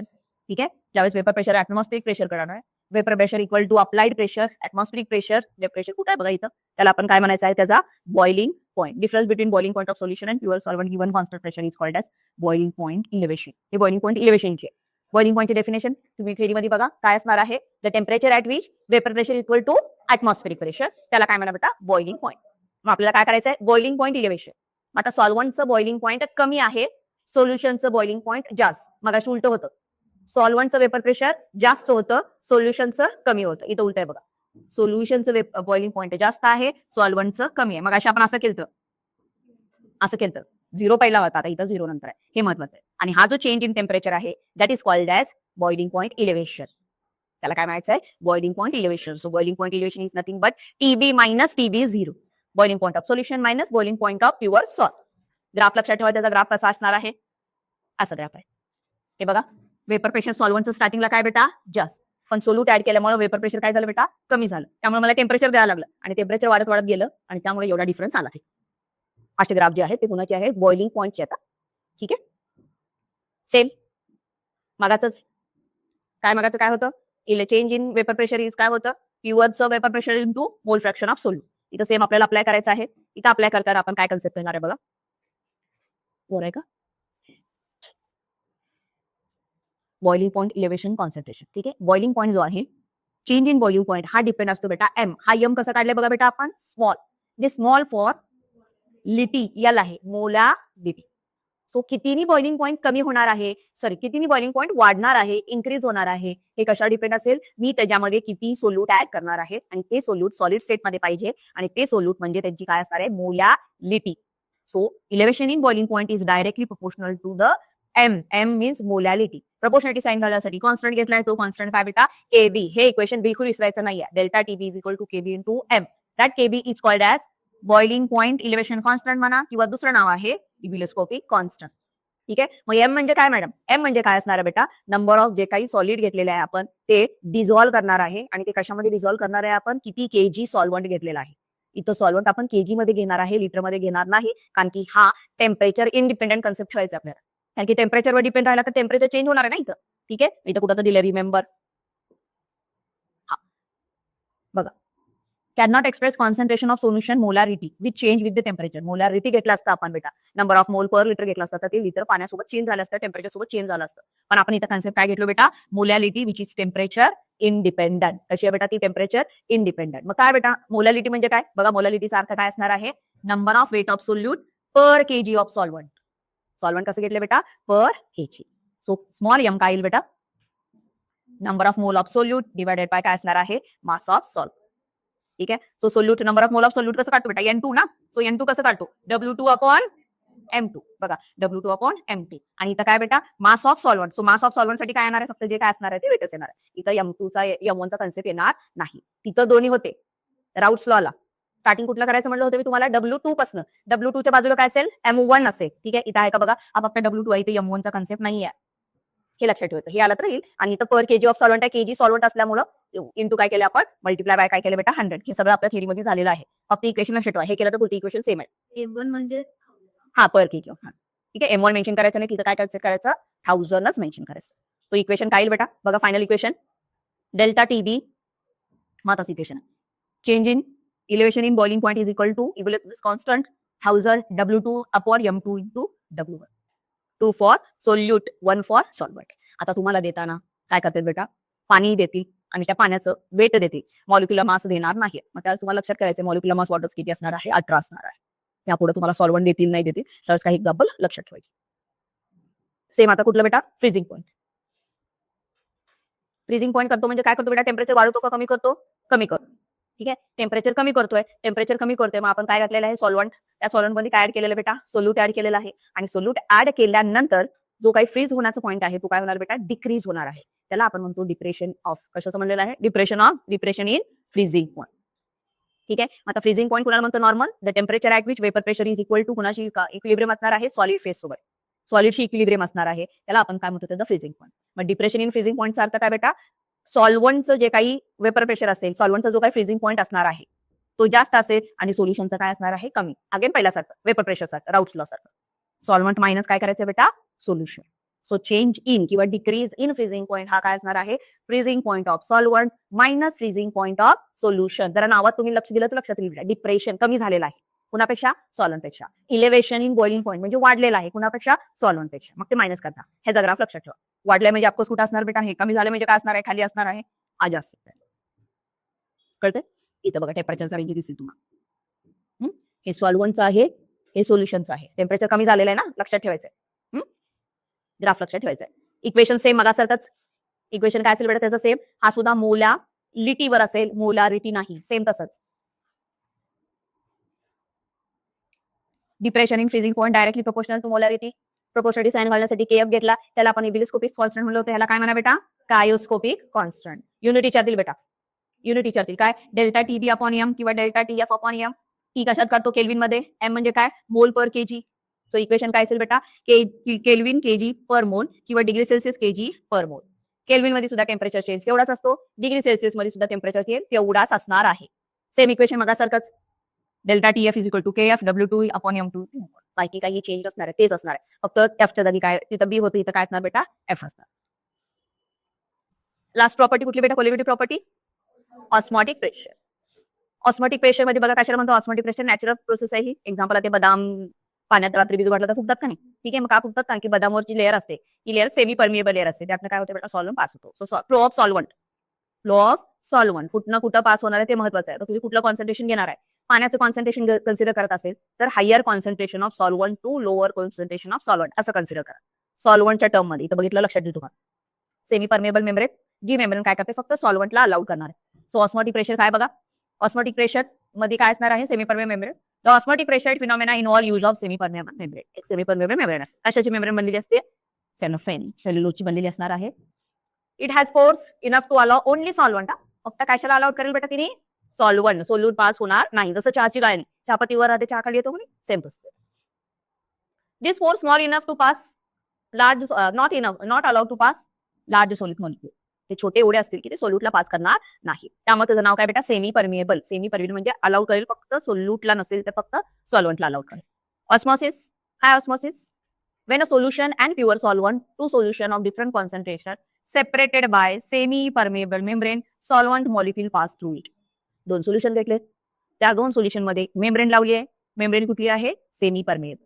तर त्यावरनं काय होईल बेटा? सॉल्व्हंट मॉलिक्यूल पास होतील आणि that flow of solvent through semi permeable membrane is called as osmosis. त्याला आपण काय म्हणतो बेटा? ऑस्मॉसिस. आता तुम्हाला महत्त्वाचा कन्सेप्ट, सॉल्व्हंटची डायरेक्शन कुठनं असणार आहे. मग त्यांनी क्वेश्चन देताना सोल्यूटच्या टर्म मध्ये देतील किंवा सॉल्व्हंटच्या टर्म मध्ये देतील. बघा, सॉल्व्हंटची पासेज ऑफ सॉल्व्हंट थ्रू कुठनं? Semi permeable membrane. Solvent molecule मध्ये rate of passes of solvent molecule into solution from more dilute solution to high concentration solution किंवा मोर कॉन्सन्ट्रेशन सोल्युशन. सॉल्व्हंट कुठं कुठं पास होतं बेटा? Dilute solution to concentrated. ठीक आहे, म्हणजे आता डायल्यूट मध्ये पाण्याची क्वांटिटी कशी असते? जास्त, आणि कॉन्सन्ट्रेटेड मध्ये पाण्याची क्वांटिटी कमी. लक्षात राहते का? तो डायल्यूट पासून कुठं जाणार आहे? कॉन्सन्ट्रेटेड. ठीक आहे, next. The vapor pressure of solvent greater than that of the solution. The net spontaneous flow of solvent molecule in solution or from dilute solution to the more concentration solution through semi-permeable membrane is called as osmosis. ठीक आहे, process spontaneous होणार आहे. कुठनं spontaneous होणार आहे बेटा? Low concentration to high concentration. कधी? ज्यावेळेस आपण काय करणार आहे? सोल्युशन डायल्यूटचं घेणार आहे आणि तिथं काय असणार आहे? कॉन्सन्ट्रेटेड. कुठनं? Semi permeable membrane. त्याला आपण काय म्हणतो? ऑस्मॉसिस. डायग्राम दिली बघा. हा सॉल्व्हंट आहे बेटा आणि हा सोल्युशन. रिलेटिव्हली कोण लो कॉन्सन्ट्रेशन असेल, कोण हाय कॉन्सन्ट्रेशन? सॉल्व्हंट कसं असेल बेटा? Low concentration. बरोबर आहे ना? सॉल्व्हंट काय असणार आहे? Low concentration. सोल्युशन कसं असणार? हाय नसेल पण कॉन्सन्ट्रेटेड असेल, कारण की ह्याच्यामध्ये सोल्यूट आहेत ना, ह्याच्यामध्ये काहीच सोल्यूट नाही आहेत. म्हणजे हा रिलेटिव्हली लो झाला आणि हा काय झाला बेटा? हाय झाला. मग इथनं फ्लो असा होईल. बरोबर आहे. दुसरी केस, सोल्युशन घेतले दोन्ही, एक डायल्यूट आहे आणि एक कसा बेटा? कॉन्सन्ट्रेटेड. ऑफकोर्स इथं फ्लो कसं येईल बेटा? असा. लक्षात राहते? सोल्युशन पास होताना सॉल्व्हंट कडनं सोल्युशन मध्ये येईल किंवा लो कॉन्सन्ट्रेशन कडनं कुठे येईल बेटा? हाय कॉन्सन्ट्रेशन. दोन्ही टर्म विचारतील, कशी टर्म आहे त्या हिशोबाने आन्सर द्यायला लागेल तुम्हाला. क्वेश्चन बघा, amount of liquid on a pure solvent side और मोर डायल्यूटेड सोल्युशन डिक्रीजेस. बरोबर आहे. इकडनं पाणी इकडे गेलं, मग इकडचं कॉन्सन्ट्रेशन कमी होईल आणि पाण्याचं कॉन्सन्ट्रेशन, इकडचं कॉन्सन्ट्रेशन काय होईल बेटा? कमी होणार आहे. आणि एक पॉईंट येईल की दोन्ही काय होईल बेटा? मेंटेन राहील, बॅलन्स होईल का? मग आता आपल्याला काय करायचं आहे? Osmotic pressure. ही प्रोसेस कुठली होती? ऑस्मॉसिस होती. ठीक आहे, आता काय करायचं आपल्याला? प्रेशर लावायचं आहे, त्याला आपण काय म्हणतो? Osmotic pressure. प्रेशर कुठं लावायचं बेटा? सेमी परमेबल मेम्ब्रेनला. कुठं लावायचं बेटा? Semi permeable membrane. इथे एक डायग्राम दिली, डायग्राम समजायचा प्रयत्न करा बेटा. हे बघा, हे वॉटर आहे बेटा, हे वॉटर आहे. असा एक फनेल आहे, एक फनेल ठेवलेलं. ठीक आहे, उलटा ठेवलेला आहे फनेल. त्या फनेलमध्ये काय बेटा? शुगर सोल्युशन आहे. मग आपल्या अंडरस्टँडिंगसाठी शुगरचं कॉन्सन्ट्रेशन हाय आहे आणि पाण्याचं कॉन्सन्ट्रेशन कसं बेटा? लो. मग काय होईल? फ्लो कसा होईल? पाणी कुठं जाईल? त्या फनेलमध्ये जायचा प्रयत्न करेल. बरं आहे ना? असं होणार का बेटा? हे सगळं पाणी जाईल आणि असं बाहेर येईल का? नाही का नाही? पाणी जाईल, पाणी जाईल. एक पॉईंट येईल, एवढ्या पॉईंट पण पाणी येईल. त्या पॉईंट पर्यंत आल्यानंतर ह्या पाण्याची हाईट ह्या सेमी परमेबल मेम्ब्रेनवर एक प्रेशर एक्झर्ट करेल, जे पुढच्या पाण्याला काय करू नाही, आत येऊ देणार नाही. मग हे जे प्रेशर एक्झर्ट केलेलं आहे कुणावर? ह्या मेम्ब्रेनवर, त्यालाच म्हणायचं आहे ऑस्मॉटिक प्रेशर. ऑस्मॉटिक प्रेशर म्हणजे सेमी परमिएबल मेम्ब्रेनवर प्रेशर एक्झर्ट करायचं आहे. कशासाठी एक्झर्ट करायचं आहे? To stop osmosis. त्या प्रेशरला काय म्हणायचं आहे? Osmotic pressure. मग आम्ही किती प्रेशर एक्झर्ट करायचं मॅडम? जेवढ्या प्रेशरनी पाणी आत चाललंय त्याच्यापेक्षा थोडंसं जास्त. समजा 10 चालले असेल तर 11 करा. 11 प्रेशर असल्या प्रोसेस स्टॉप होईल का नाही? बरं ना? एवढं बी लावायचं नाही की प्रोसेस रिव्हर्स होईल. ते रिव्हर्स केला, रिव्हर्स ऑस्मॉसिस होतो. घरी आरो असतो ना आपल्या, तो रिव्हर्स ऑस्मॉसिस केले. जस्ट स्टॉप करायचं आपल्याला. सो ऑस्मॉटिक प्रेशर म्हणजे काय? प्रेशर अप्लाय करायचं कुणावर? सेमी परमिएबल मेम्ब्रेनवर. किती? To just stop osmosis. त्याला काय म्हणा बेटा? Osmotic pressure. डेफिनेशन दिले का? बघा, height of the liquid column remain constant. This implies the hydrostatic pressure has stopped the osmosis. जी काय हाईट असणार आहे ती काय करेल बेटा? स्टॉप करणार आहे. आणि जे प्रेशर एक्झर्ट केलंय त्या प्रेशरला काय म्हणतो आपण? Osmotic pressure. आणि ते ऑस्मॉटिक प्रेशर कशाने मेन्शन करू बेटा आपण? पाय. ठीक आहे, फिजिक्स मध्ये बघितलं तुम्हाला, आपल्याला आठवतंय का फिजिक्स मध्ये बेटा? पाय इज इक्वल टू काय बघितलं होतं? एच रो जी बघितलं होतं ना?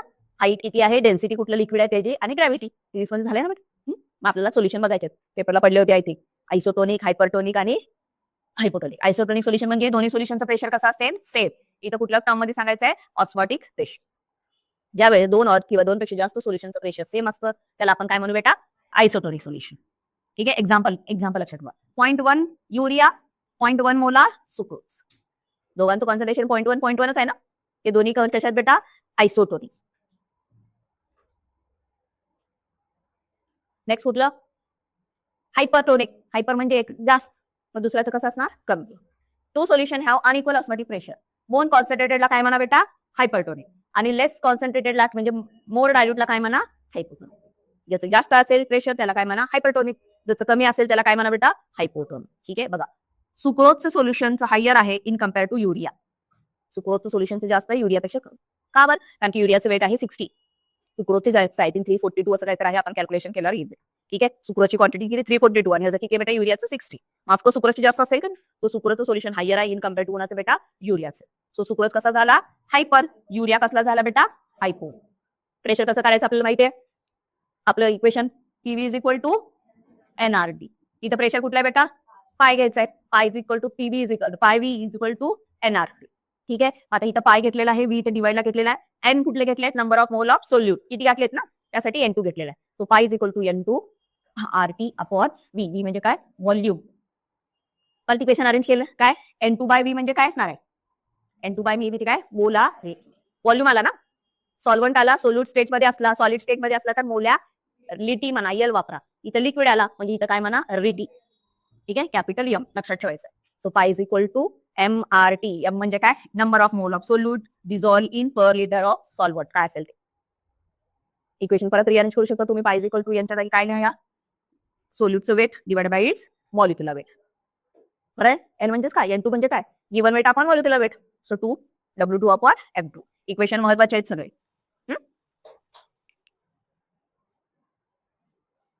Reverse osmosis. आता प्रोसेस काय करायचं बेटा रिव्हर्स ऑस्मोसिस होऊ नये म्हणून आपण सेमी परमियम मेम्ब्रेनवर काय केली प्रेशर अप्लाय केलं किती टू जस्ट स्टॉप ऑस्मोसिस. अजून जास्त झाल्यावर काय होईल प्रोसेस काय होईल बेटा उलटी होईल, त्याला आपण काय म्हणतो रिव्हर्स ऑस्मोसिस.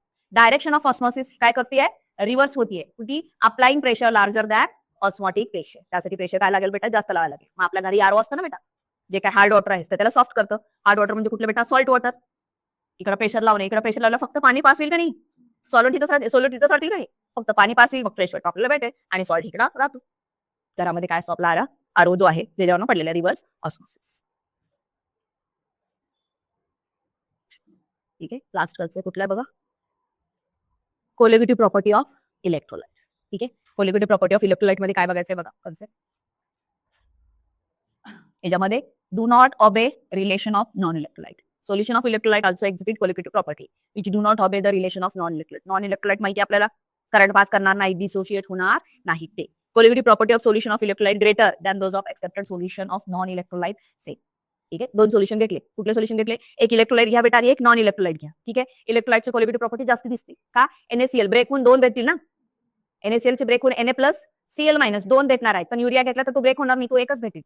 कळते का, म्हणजे इलेक्ट्रोलाइट साठी ती जास्त असेल, नॉन इलेक्ट्रोलाइट साठी कशी असणार आहे कमी असणार आहे. Molar mass of electrolyte in aqueous solution determined by colligative property found to be consider lower than that of the formula mass. Formula मध्ये काय आहे त्याच्यापेक्षा काय असणार आहे ते कमी असणार आहे. एक्झाम्पल घेतलं तुमच्या लक्षात येईल, एक्झाम्पल कुठे दिलंय का बघा, नाहीतर आपण प्रॉब्लेम मध्ये घेणार एकदा. इथं बघ कोलिगेटिव्ह प्रॉपर्टी 0.1 आहे, 0.1 मोलार आहे, इथं सुद्धा किती बेटा 0.1 मोलार दोन्हीचं. पण NaCl किती आलं म्हणलं बेटा त्यांनी ट्वाइस. सुक्रोजचं किती आलेलं आहे एकच आहे का, कारण की NaCl ब्रेक होऊन काय झाला Na+Cl-. सुक्रोज तसा झालं नाही. आणि हे आपण कसं काढून डिटरमाइन करतो बेटा नॉन इलेक्ट्रोलाइट साठी काय वापरतो कोणता फॅक्टर. 2-3 इक्वेशन दिले सगळे लक्षात ठेवा. काय कोलिगेटिव्ह प्रॉपर्टी कुणासाठी इलेक्ट्रोलाइट सोल्युशन सेम, कुणासाठी बेटा non electrolyte solution same concentration. हे बघा colligative property of electrolyte divided by काय करा प्युअर सॉल्व्हंटने डिवाइड करा. ठीक आहे, डेल्टा टी म्हणजे काय elevation in depression in freezing point आणि हे कुणासाठी डिप्रेशन इन फ्रीजिंग पॉईंट कुणासाठी असणार आहे हे प्युअर साठी. ठीक आहे, इक्वेशन काय करा बेटा लक्षात ठेवा. दुसरं काय वॉटर फॅक्टर काय बघा, दुसरं वरतं कुठलं होतं electrolyte divided bye non electrolyte. इथं काय actual mass of particle in solution after dissociation.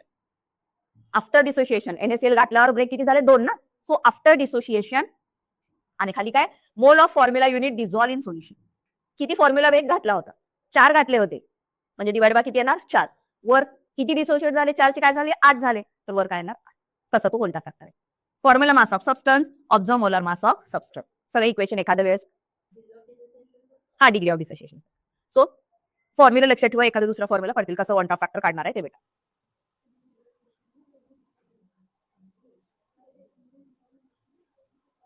किंवा थेरॉटिकली डिवाइडेड बाय ऑब्झर्व. इथे एक्झाम्पल दिले I is equal to 1 for electrolyte sorry non electrolyte. Non electrolyte साठी 1 असते. ठीक आहे, KNO3 साठी किती असेल बेटा 2. का बर K plus NO3 minus Na+Cl- 2 आली. 3 कुणासाठी असेल Na2SO4. Na2 आहेत म्हणजे 2 किती झाले Na आणि SO4 मायनस 1. बरोबर आहे. Cl CaCl2 CaCH एक आणि 2 Cl 3 आहे. ठीक आहे. So theoretical divided by obs. खाली इक्वेशन दिलेत बेटा. मॉडिफिकेशन इक्वेशन आहे. काय बघा इक्वेशन, फक्त काय करायचं, कोणत्या फॅक्टरने काय करायचंय, मल्टिप्लाय करायचे. आपले जे आधीचे इक्वेशन आहेत त्याला फक्त कशाने मल्टिप्लाय करा बेटा, आयनी मल्टिप्लाय करा. आय म्हणजे काय आपलं क्वांटा फॅक्टर. आले इथं quanta factor at degree of dissociation. Relation काय बघा इक्वेशन. एक मोल घेतलं होतं स्टार्टिंगला 0 डिझॉल्व्ह झालेत. काही टाइमने किती डिझॉल्व्ह झालेत बेटा, एक्स वाय. एक्स किती झालेला आहे अल्फा, वाय किती झालेला आहे अल्फा. मग किती राहिला 1 मायनस अल्फा. इक्वेशन मध्ये ठेवलं बेटा, टोटल किती डिझॉल्व्ह झालेलं हे ठेवलं. कॅल्क्युलेशन काय आलं 1 प्लस अल्फा ब्रॅकेटमध्ये n मायनस 1. त्याच्याने इक्वेशन आहे काय, हिथं अजून एक इक्वेशन आफ्टर डिसोसिएशन, बरोबर आहे ना. आणि किती डिझॉल्व्ह केलेलं आहे, degree of dissociation. Actual mass of particle after dissociation divided by unit dissolve solution. Equation लक्षात ठेवा, एखादी इक्वेशन पडेल आणि हे इक्वेशन 1 प्लस अल्फा ब्रॅकेटमध्ये n मायनस 1 डिवाइडेड बाय काय करा बेटा, आणि लास्ट इक्वेशन काय बेटा, i is equal to 1 plus जे असणार आहे, कारण डिवाइड बाय 1 घेतलं तरी चालतंय, नाही घेतलं तरी चालतंय. अल्फा n मायनस 1 आणि ह्याच्यावर डिग्री ऑफ डिसोसिएशन किती आलं, quanta factor minus 1 divided bye n minus 1. हे इक्वेशन काय करायचं बेटा, लक्षात ठेवायचे. झालं ना, इथे संपलं. ठीक आहे. आता आपण काय बघूया, फॉर्म्युला शीट आणि मग इक्वेशन. फॉर्म्युला काढलेत ना सगळ्यांनी, राऊट लावत असेल का. ठीक आहे. पीवायक्यू बघूया आपण. 2024चा पीवायक्यू सोल्युशन वरचा पहिला काय बघा, calculate relative lowering of vapour pressure. काय करायचं आपल्याला, relative lowering of vapour pressure काढायचं बेटा. Containing 46 gram of non volatile solute. Solute किती दिले बेटा 46. सोल्यूट साठी काय वापरतो आपण, 2 वापरतो, बरोबर आहे. 162 ग्रॅम ऑफ वॉटर. वॉटर म्हणजे काय असणार इथं, सॉल्वंट म्हणजे काय असणार आहे, 1 असणार आहे आणि टेम्परेचर दिलेलं आहे. मग त्यासाठी रिलेटिव्ह लोअरिंगचं आपल्याला इक्वेशन माहित असलं पाहिजे. काय इक्वेशन रिलेटिव्ह लोअरिंगचं, काय, एक मिनिट. हा, relative lowering of vapour pressure is equal to काय असणार आहे answer, W2 upon M2 M1 upon sorry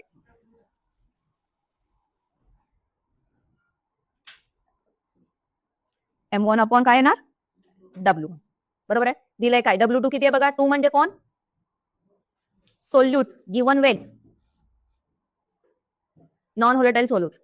वॉटरचं दिलंय वेट, वॉटरचं किती दिलंय म्हणजे W1 दिलंय. ठीक आहे. मोलार मास दिलंय कुणाचं, सोल्यूटचं म्हणजे काय दिलंय बेटा, हे M2 दिलंय. मॅडम M1 दिलं नाही. वॉटरचं किती असते वेट 18. व्हॅल्यू ठेवा. W2 किती 46. M1 वॉटरचं किती मास असतंय 18. M2 किती दिलाय 46 आणि हे किती बेटा 162. 46 ला 46 गेले, 2 निघालते 9, किती येणार 8 आणि इथे किती 1. हा 9 1 जा 9 9 जा 1 अपॉन 9 किती येते 1. हा 1 दिसते का बेटा, हे रेड कलर दिसते का, कळते.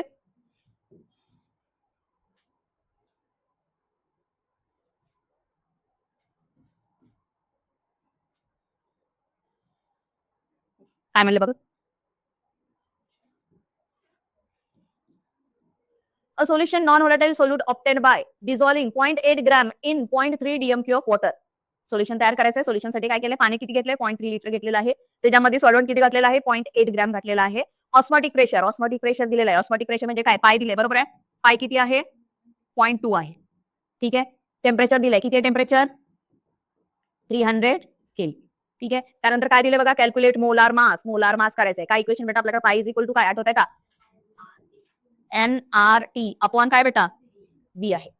अपॉन काय असणार आहे, V असणार आहे. ठीक आहे. त्यानंतर N म्हणजे काय, W2. N म्हणजे काय, W2 अपॉन M2. मग इक्वेशन ठेवा, pi is equal to W2 RT M2 into V. पाय माहिती आहे तुम्हाला, पाय किती आहे, W2 किती आहे 0.8, व्हॉल्यूम किती आहे 0.3. R ची व्हॅल्यू दिली आहे का, ते दिली बघा, R ची व्हॅल्यू 0.3. टी माहिती आहे. ठीक आहे. किती आहे ते बघा, M2 काढायचंय. M2 इज इक्वल टू करते मी W2 RT पाय V. W2 किती आहे 0.8. W2 किती आहे बेटा 0.8. R किती आहे 0.082. ठीक आहे. त्यानंतर टी किती आहे, टेम्परेचर किती दिलं बेटा 300. पायची व्हॅल्यू किती दिली बेटा 0.2. एक मिनिट, व्हॉल्यूम किती दिलं बेटा व्हॉल्यूम किती दिलाय? व्हॉल्यूम किती आहे? 0.3 सी येते का आन्सर? हे बघू आपण करून बघू बेटा. हे 0.1 हे गेले 0.1 10⁻² झालं. -2 वर गेल्यावर काय येणार इथं? +2 येणार. +2 ठीक आहे. हे पॉईंट हे 2 झिरोला हे 1 झिरो कट केले, हे 1 झिरो कट केले म्हणजे किती येते? 8 × 0.82 = 3 आणि हे पॉईंट केला 2 3 जा 6 वर गेला काय येणार? 100 6 1 जा सॉरी हे 1 जा आणि हे 2 जा ठीक आहे. हे 4 आणि हे 1 किती आला आन्सर? 4 4 2 जा 8 8 26 आणि 32 32 0 0 काय तर येतं का पॉईंट ऍडजस्ट केल्यावर 3 2 8 आला का? कुठे? 3 2 8 कॅल्क्युलेशन करून बघा. बरोबर आहे.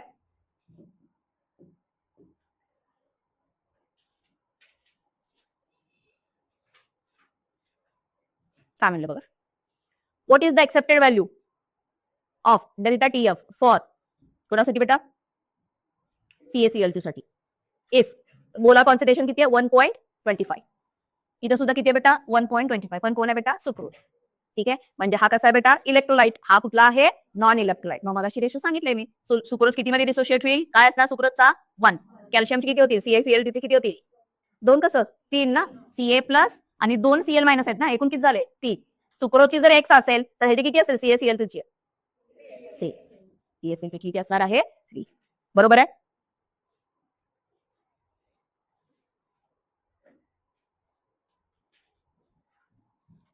नेक्स्ट बघा क्वेश्चन कुठला? If partial pressure of gas x1 मोल fraction the correct relation P1 hedge correct relation काय? काय ते करेक्ट रिलेशन बघा.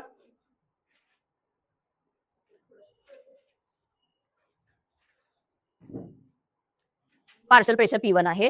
राऊट्स लॉचा पार्शियल प्रेशर एक आहे. मोल फ्रॅक्शन किती आहे बेटा? x1 आहे. तर करेक्ट रिलेशन कुणाचं असणार आहे? हे पार्शियल प्रेशर आहे बेटा. पार्शियल प्रेशर गॅसचं असणार आहे. तर काय असणार करेक्ट इक्वेशन? ए येते. कुठलं येते करेक्ट इक्वेशन?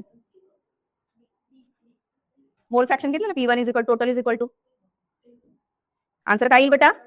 बी. फक्त डिवाइड मध्ये हे केलं जाईल.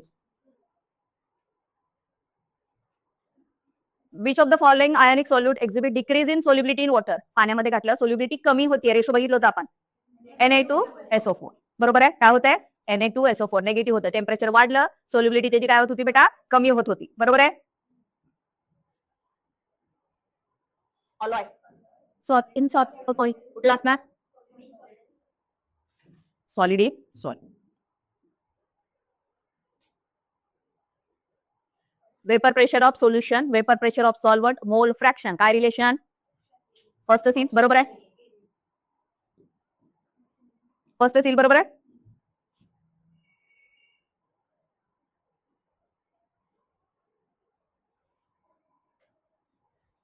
Molar elevation boiling point constant. Molar elevation boiling point constant म्हणजे काय दिलं बेटा? KB दिलंय. बरोबर आहे ना? KB दिलंय. Calculate boiling point of solution. काय काढायचं आपल्याला बेटा? बॉइलिंग पॉइंट ऑफ सोल्युशन काढायचं आहे. If 0.1 mole of sugar dissolve in 200 gram of water. Equation आठवतं बेटा काय? डेल्टा TB = KB 1000 बरोबर आहे ना? Divided into W2 M2 W1 बरोबर आहे का इक्वेशन? काय काय दिलं बघा. KB दिला एवढा. W2 वेट ऑफ सॉल्यूट किती आहे? 0.1 घ्या. वॉटर किती आहे? 200 बरं आहे ना? M2 शुगरचं वेट किती असतं? शुगरचं वेट किती? सुक्रोजचं झालं तर शुगर फक्त म्हणलेलं आहे ना. 180 घेऊन बघा किती येते बघा. बघा किती येते कॅल्क्युलेशन करा. KB किती आहे? 0.513.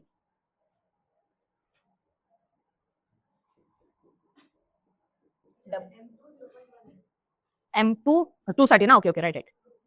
M2 नाही W2 असणार ना. W2 असणार ना. वेट दिलेलं वेट. M2 कसं असणार?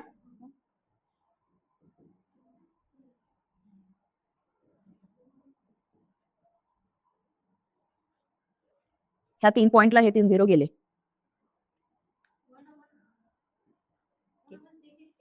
1/360 आला का? केलं का कॅल्क्युलेशन?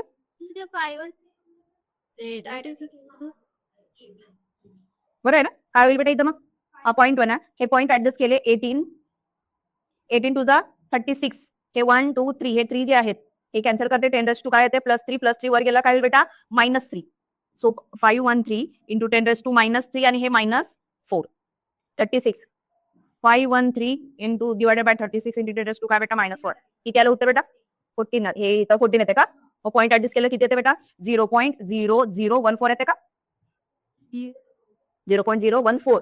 हे एवढं आन्सर आलंय. काय विचारलं आपल्याला बेटा त्यांनी बॉइलिंग पॉईंट ऑफ सोल्युशन. सोल्युशनचं काय करायचं आपल्याला बॉइलिंग पॉईंट काढायचं आहे. बॉइलिंग पॉईंट सोल्युशनचं किती असते आपलं 100 असते वॉटरचं. वॉटरमध्ये एवढं मिक्स करा 100 मध्ये मिक्स केलं किती येते 100 प्लस 00 माझं 14 आलं. तुमचं किती आलं हे करेक्शन केलं का हे बरोबर एवढंच आलंय का तुझं किती आलं आन्सर बेटा किती आलं आन्सर काढले नाही का पुढचं मग आन्सर काय आहे कुठला आन्सर बी आन्सर आहे का चेक करा आन्सर इथं हे जे आन्सर आहे 100 मध्ये मिक्स केल्यावर किती आलं पाहिजे 256 करेक्शन करा बघा किती येते बघा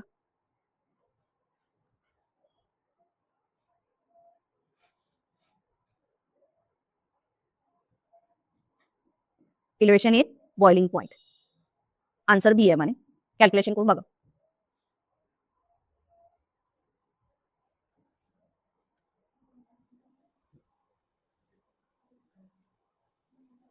ठीक आहे नेक्स्ट वाला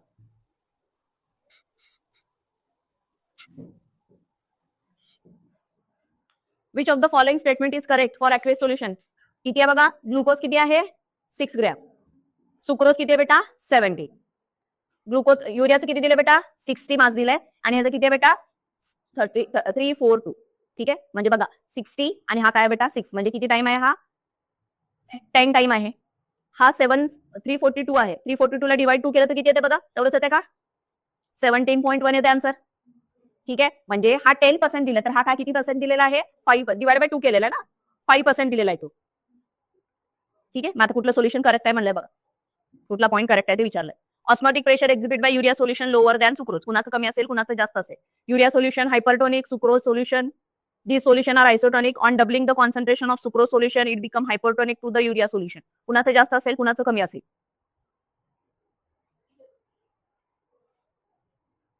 काय म्हणलंय 6 आहे इथं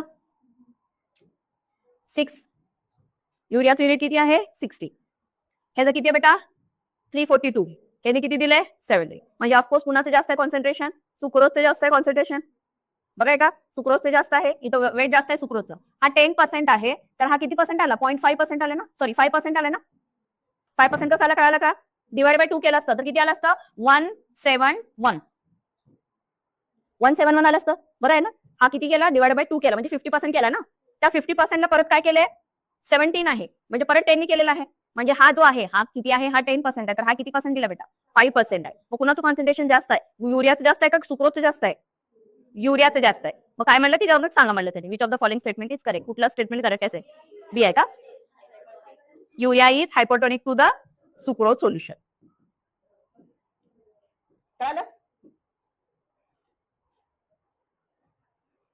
identify statement from the false statement करायचं boiling point of solution containing non volatile solute always higher बरोबर आहे का हायर असतं कधी असतं इलेव्हेशन इन बॉइलिंग पॉइंट कधी असणार आहे काय ऍड केलं आपण त्याच्यामध्ये नॉन इलेक्ट्रोलाइट सो हायर असणार आहे पहिलं करेक्ट आहे second at any temperature vapour pressure of solution containing non electrolyte solute is lower than that of the pure solver कुठलाही केस असणार आहे वेपर प्रेशर कसं असणार आहे लोअरिंग ऑफ वेपर प्रेशर आहे ना सो वेपर प्रेशर कसं असणार आहे लोअर म्हणजे हे सुद्धा स्टेटमेंट करेक्ट आहे boiling point of liquid is temperature at which vapour pressure equal to atmosphere बरोबर आहे ते सुद्धा करेक्ट आहे last molar elevation constant of boiling point produce by molar असते का तिथं मोलाल म्हणजे रॉंग स्टेटमेंट कुठलं असणार बेटा टी रॉंग स्टेटमेंट कुठलं असणार टी क्वालिटी प्रॉपर्टी कुठली आहे खालची vapour pressure boiling point of solvent freezing point osmotic pressure कुठली असणार ऑस्मॉटिक फक्त वेपर प्रेशर आहे का vapour pressure lowering boiling point elevation ते टर्म्स येणे गरजेचे आहेत बेटा काय म्हणलं बघा कॅल्क्युलेट कायोस्कोपिक कॉन्स्टंट कायोस्कोपिक म्हणजे कोण के फ्रीजिंग पॉइंट किती दिले मोलॅलिटी एवढी काय इक्वेशन बेटा delta TF is equal to K F into M बरं आहे ना फ्रीजिंग पॉइंट दिलेला आहे decreasing freezing point delta TF किती दिलाय 0.22 के एफ क्या द्यायचं आहे एम हे दिलेलं आहे बेटा एम मोलॅलिटी किती दिली आहे 0.60 सो काय येणार 0.22 divided by 0.60 is equal to काय येईल बेटा के. हे पॉइंटला पॉइंट गेले 8, 11, 11 1.3 येते का?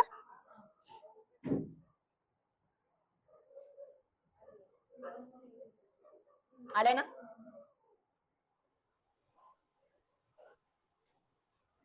बघा डिक्रीजिंग ऑस्मॉटिक प्रेशर डिक्रीज कुठं असं असणार. कॉन्सन्ट्रेशन बघा 0.5, 0.05, 0.1 आणि काय म्हणलं बेटा हे 0.50. सर्वात कमी कुणाचं असेल आय थिंक हे, बरोबर ना? ह्याच्यापेक्षा थोडा मोठा कुठला असेल 0.5, 1. त्यानंतर 0.5. आता त्यांना नीट अरेंज करून बघा कुठला आहे ते. 2, 3 डी. सर्वात जास्त कुणाचं आहे? 1चा आहे. म्हणजे ॲरो महत्वाचं आहेत ना, ॲरो महत्वाचं सर्वात जास्त कुणाचं आहे? 1चा आहे. म्हणजे हेच बरोबर असणार. बरोबर आहे ना? ॲरो महत्वाचं आहे. असं म्हणू नका हा कमी आहे, हा सर्वात जास्त असणार ना. आन्सर कुठला येईल बेटा?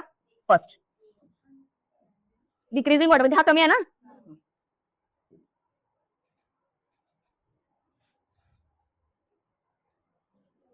नेगेटिव्ह डेव्हिएशन कोण दाखवता? फिनॉल आणि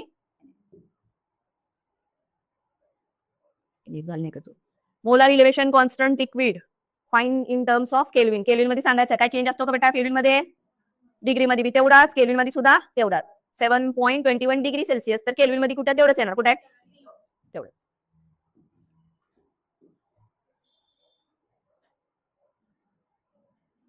what is the mole fraction? मोल फ्रॅक्शन काढायचंय बघा. नायट्रोजनचं किती दिलंय? 28 ग्रॅम. पुढं हेलियम किती दिलंय? 8. आणि निऑन किती दिलं बेटा? 60. मोल फ्रॅक्शन काढायचं आपल्याला. ठीक आहे, पहिला काय काढा बेटा त्याचं रिस्पेक्टिव्ह काढा. नायट्रोजनचं वजन किती दिलंय? 28. ठीक आहे, so nitrogen for nitrogen N साठी 28 डिवायडेड बाय 28 किती आलं उत्तर? 1. हेलियम साठी किती आहे? 8 डिवायडेड बाय 4 किती आला आन्सर? 2. निऑन साठी किती आहे? दिलंय किती? 60. आहे किती? 20. किती आलं उत्तर? 3. ठीक आहे, आता मोल फ्रॅक्शन काढायचंय. टोटल किती झाले बेटा? 1, 2, 3 झाले आणि हे किती झाले? 6. सो नायट्रोजन साठी 1 डिवायडेड बाय 6. हेलियम साठी 2 डिवायडेड बाय 6. निऑन साठी 3 डिवायडेड बाय 6. रेशो किती येईल बघा? 1:6. असंच इथं काय येणार? 1 आणि हे 3 हे 1 आणि 2 कुठे ऑप्शन? डी आहे का? ऑप्शन काय असेल? डी. बरोबर आहे. Freezing point of aqueous solution minus दिलाय. फ्रीजिंग पॉइंट किती बेटा? मायनस मध्ये बघा. बॉइलिंग पॉइंट काय? त्याचं बॉइलिंग पॉइंट काढायचा आहे. हा काय बेटा? फ्रीजिंग पॉइंट कुणाचा आहे? सोल्युशनचा आहे. म्हणजे फक्त डेल्टा टीएफ म्हणू, सॉल्वंट असले तर 0 केला असते. सॉरी फक्त टीएफ म्हणते. हा, बॉइलिंग पॉइंट ऑफ वॉटर किती? 100 डिग्री सेल्सिअस. केएफ किती दिलंय? एवढा दिलाय. त्यांनी काय दिलं बेटा? फ्रीजिंग पॉइंट दिलेला आहे, केएफ दिलेला आहे. मग फ्रीजिंग पॉइंट केएफ पासून मला मोलॅरिटी काढता येईल, एम काढता येईल. काढता येईल ना? काय इक्वेशन बेटा? Delta TF is equal to KF into M. ठीक आहे, काय दिलंय बघा? केबी दिलंय. ठीक आहे, त्यानंतर फ्रीजिंग पॉइंट ऑफ वॉटर सुद्धा दिलंय. फ्रीजिंग पॉइंट ऑफ वॉटर सोल्युशनचं दिलंय. ॲक्वेस सोल्युशनचं कसं देतात? चेंज इन असेल तर येणार ना इलेव्हेशन. सोल्युशनचं टीएफ, सॉल्वंटचं टीएफ 0. मग आपल्याला काय करायचं आता? डेल्टा टीएफ कसं काढतो? फ्रीजिंग पॉइंट कसं करणार? TF 0 minus TF. बरोबर आहे का? TF 0 minus TF. काय म्हणलं बघा? फ्रीजिंग पॉइंट ऑफ वॉटरचं किती आहे? 0 मायनस सोल्युशनचं किती आहे? मायनस 0.093. मायनस मायनस प्लस होईल ना बेटा? सो 0.093. हा काय आला बेटा? डेल्टा टीएफ आला. एक 0 आहे का? ओके, 1 0 दिले का? ठीक आहे. 0.93 हा काय आला? डेल्टा टीएफ आला. बरं आहे ना? हा डेल्टा टीएफ वरून एम काढू शकतो. So delta TF is equal to KF M. Delta TF किती? 0.0 सॉरी एकच 0 आहे ना? 0.93 इज इक्वल टू केएफ किती दिले बेटा? KF 1.86 is equal to M किती येते? 1 येईल का बेटा? 0.2 येते ना? 1/2 मध्ये किती आलं बेटा? एम किती आला? 0.5. आता एम भेटलंय. आता काय भेटलंय? एम. काढायचंय काय आपल्याला? बॉइलिंग पॉइंट काढायचं बेटा. काढायचंय काय बेटा? Boiling point. आता एम भेटलाय, केबी आहे तुमच्याकडे. काय करायचं? डेल्टा टीबी करा परत. Delta TB is equal to M into KB. M किती आलाय? 0.5. केबी किती आहे बेटा? 0.52. किती येते उत्तर? 0.52 इंटू 5 बघा. 5 इंटू 0.52. 0.5 इंटू 0.52 करून बघा. 0.52 250 हा काय आला डेल्टा टीबी. काढायचंय काय बॉइलिंग पॉईंट करायचंय. आपल्या इथे दिलंय ना वॉटरचं काय तर 100 आहे ना. ठीक आहे, माझ्या 100 मध्ये काय करायचं डेल्टा टीबी म्हणजे काय करायचं इक्वेशन काय इलेव्हन बॉइलिंग पॉईंट 26 आला. ठीक आहे 25 26 एकच की काय कर टीबी मायनस टीबी 0. ठीक आहे मग बघा किती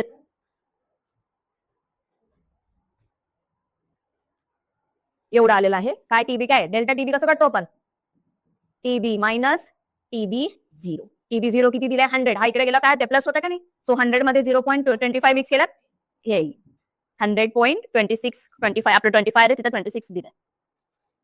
तुझं 26 चालतं ना बरोबर. आले का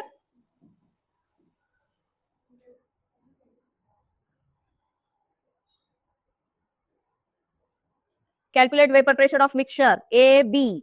Vapor pressure of liquid AB same temperature 400 450 700 respectively mole fraction एवढं दिलं. कुठलं इक्वेशन आहे बघा पहिलं इक्वेशन चेक करा. पहिलं स्टार्टिंग राऊट लॉच इक्वेशन आहे ना. कुठलं equation E is equal to काय तर आहे बघा P2 0 minus P1 0 X2 plus करून बघा कॅल्क्युलेशन किती येते बघा चला 700 मायनस 450 किती येते 250 येते आय थिंक बरोबर आहे इंटू X2 किती दिलंय 0.6 प्लस 450 25 मधनं हा पॉईंट हा गेला 6 30 3 12 आणि हे किती झाले 13 150 प्लस 450 150 प्लस 450 किती झालं 600. आहे का ऑप्शन कुठं 600 बी. माझं 600 तुमचं बघा किती बरोबर आहे का बरोबर बेटा मला सारखंच आहे बघा हे एक्सेप्टेड टीएफ सांगा म्हणते त्यांनी 0.2 चं CaCl 2 चं किती आहे सॉरी CaCl 2 चं काढा म्हणले TF2 किती येत आहे 3 टाइम येईल ना बरोबर मगाचाच रिपीट क्वेश्चन आहे आन्सर काय बेटा 3s बरोबर आहे ना Ca प्लस आणि Cl चे 2 minus solution solute and liquid solute आहे आणि लिक्विड सॉलिड इन लिक्विड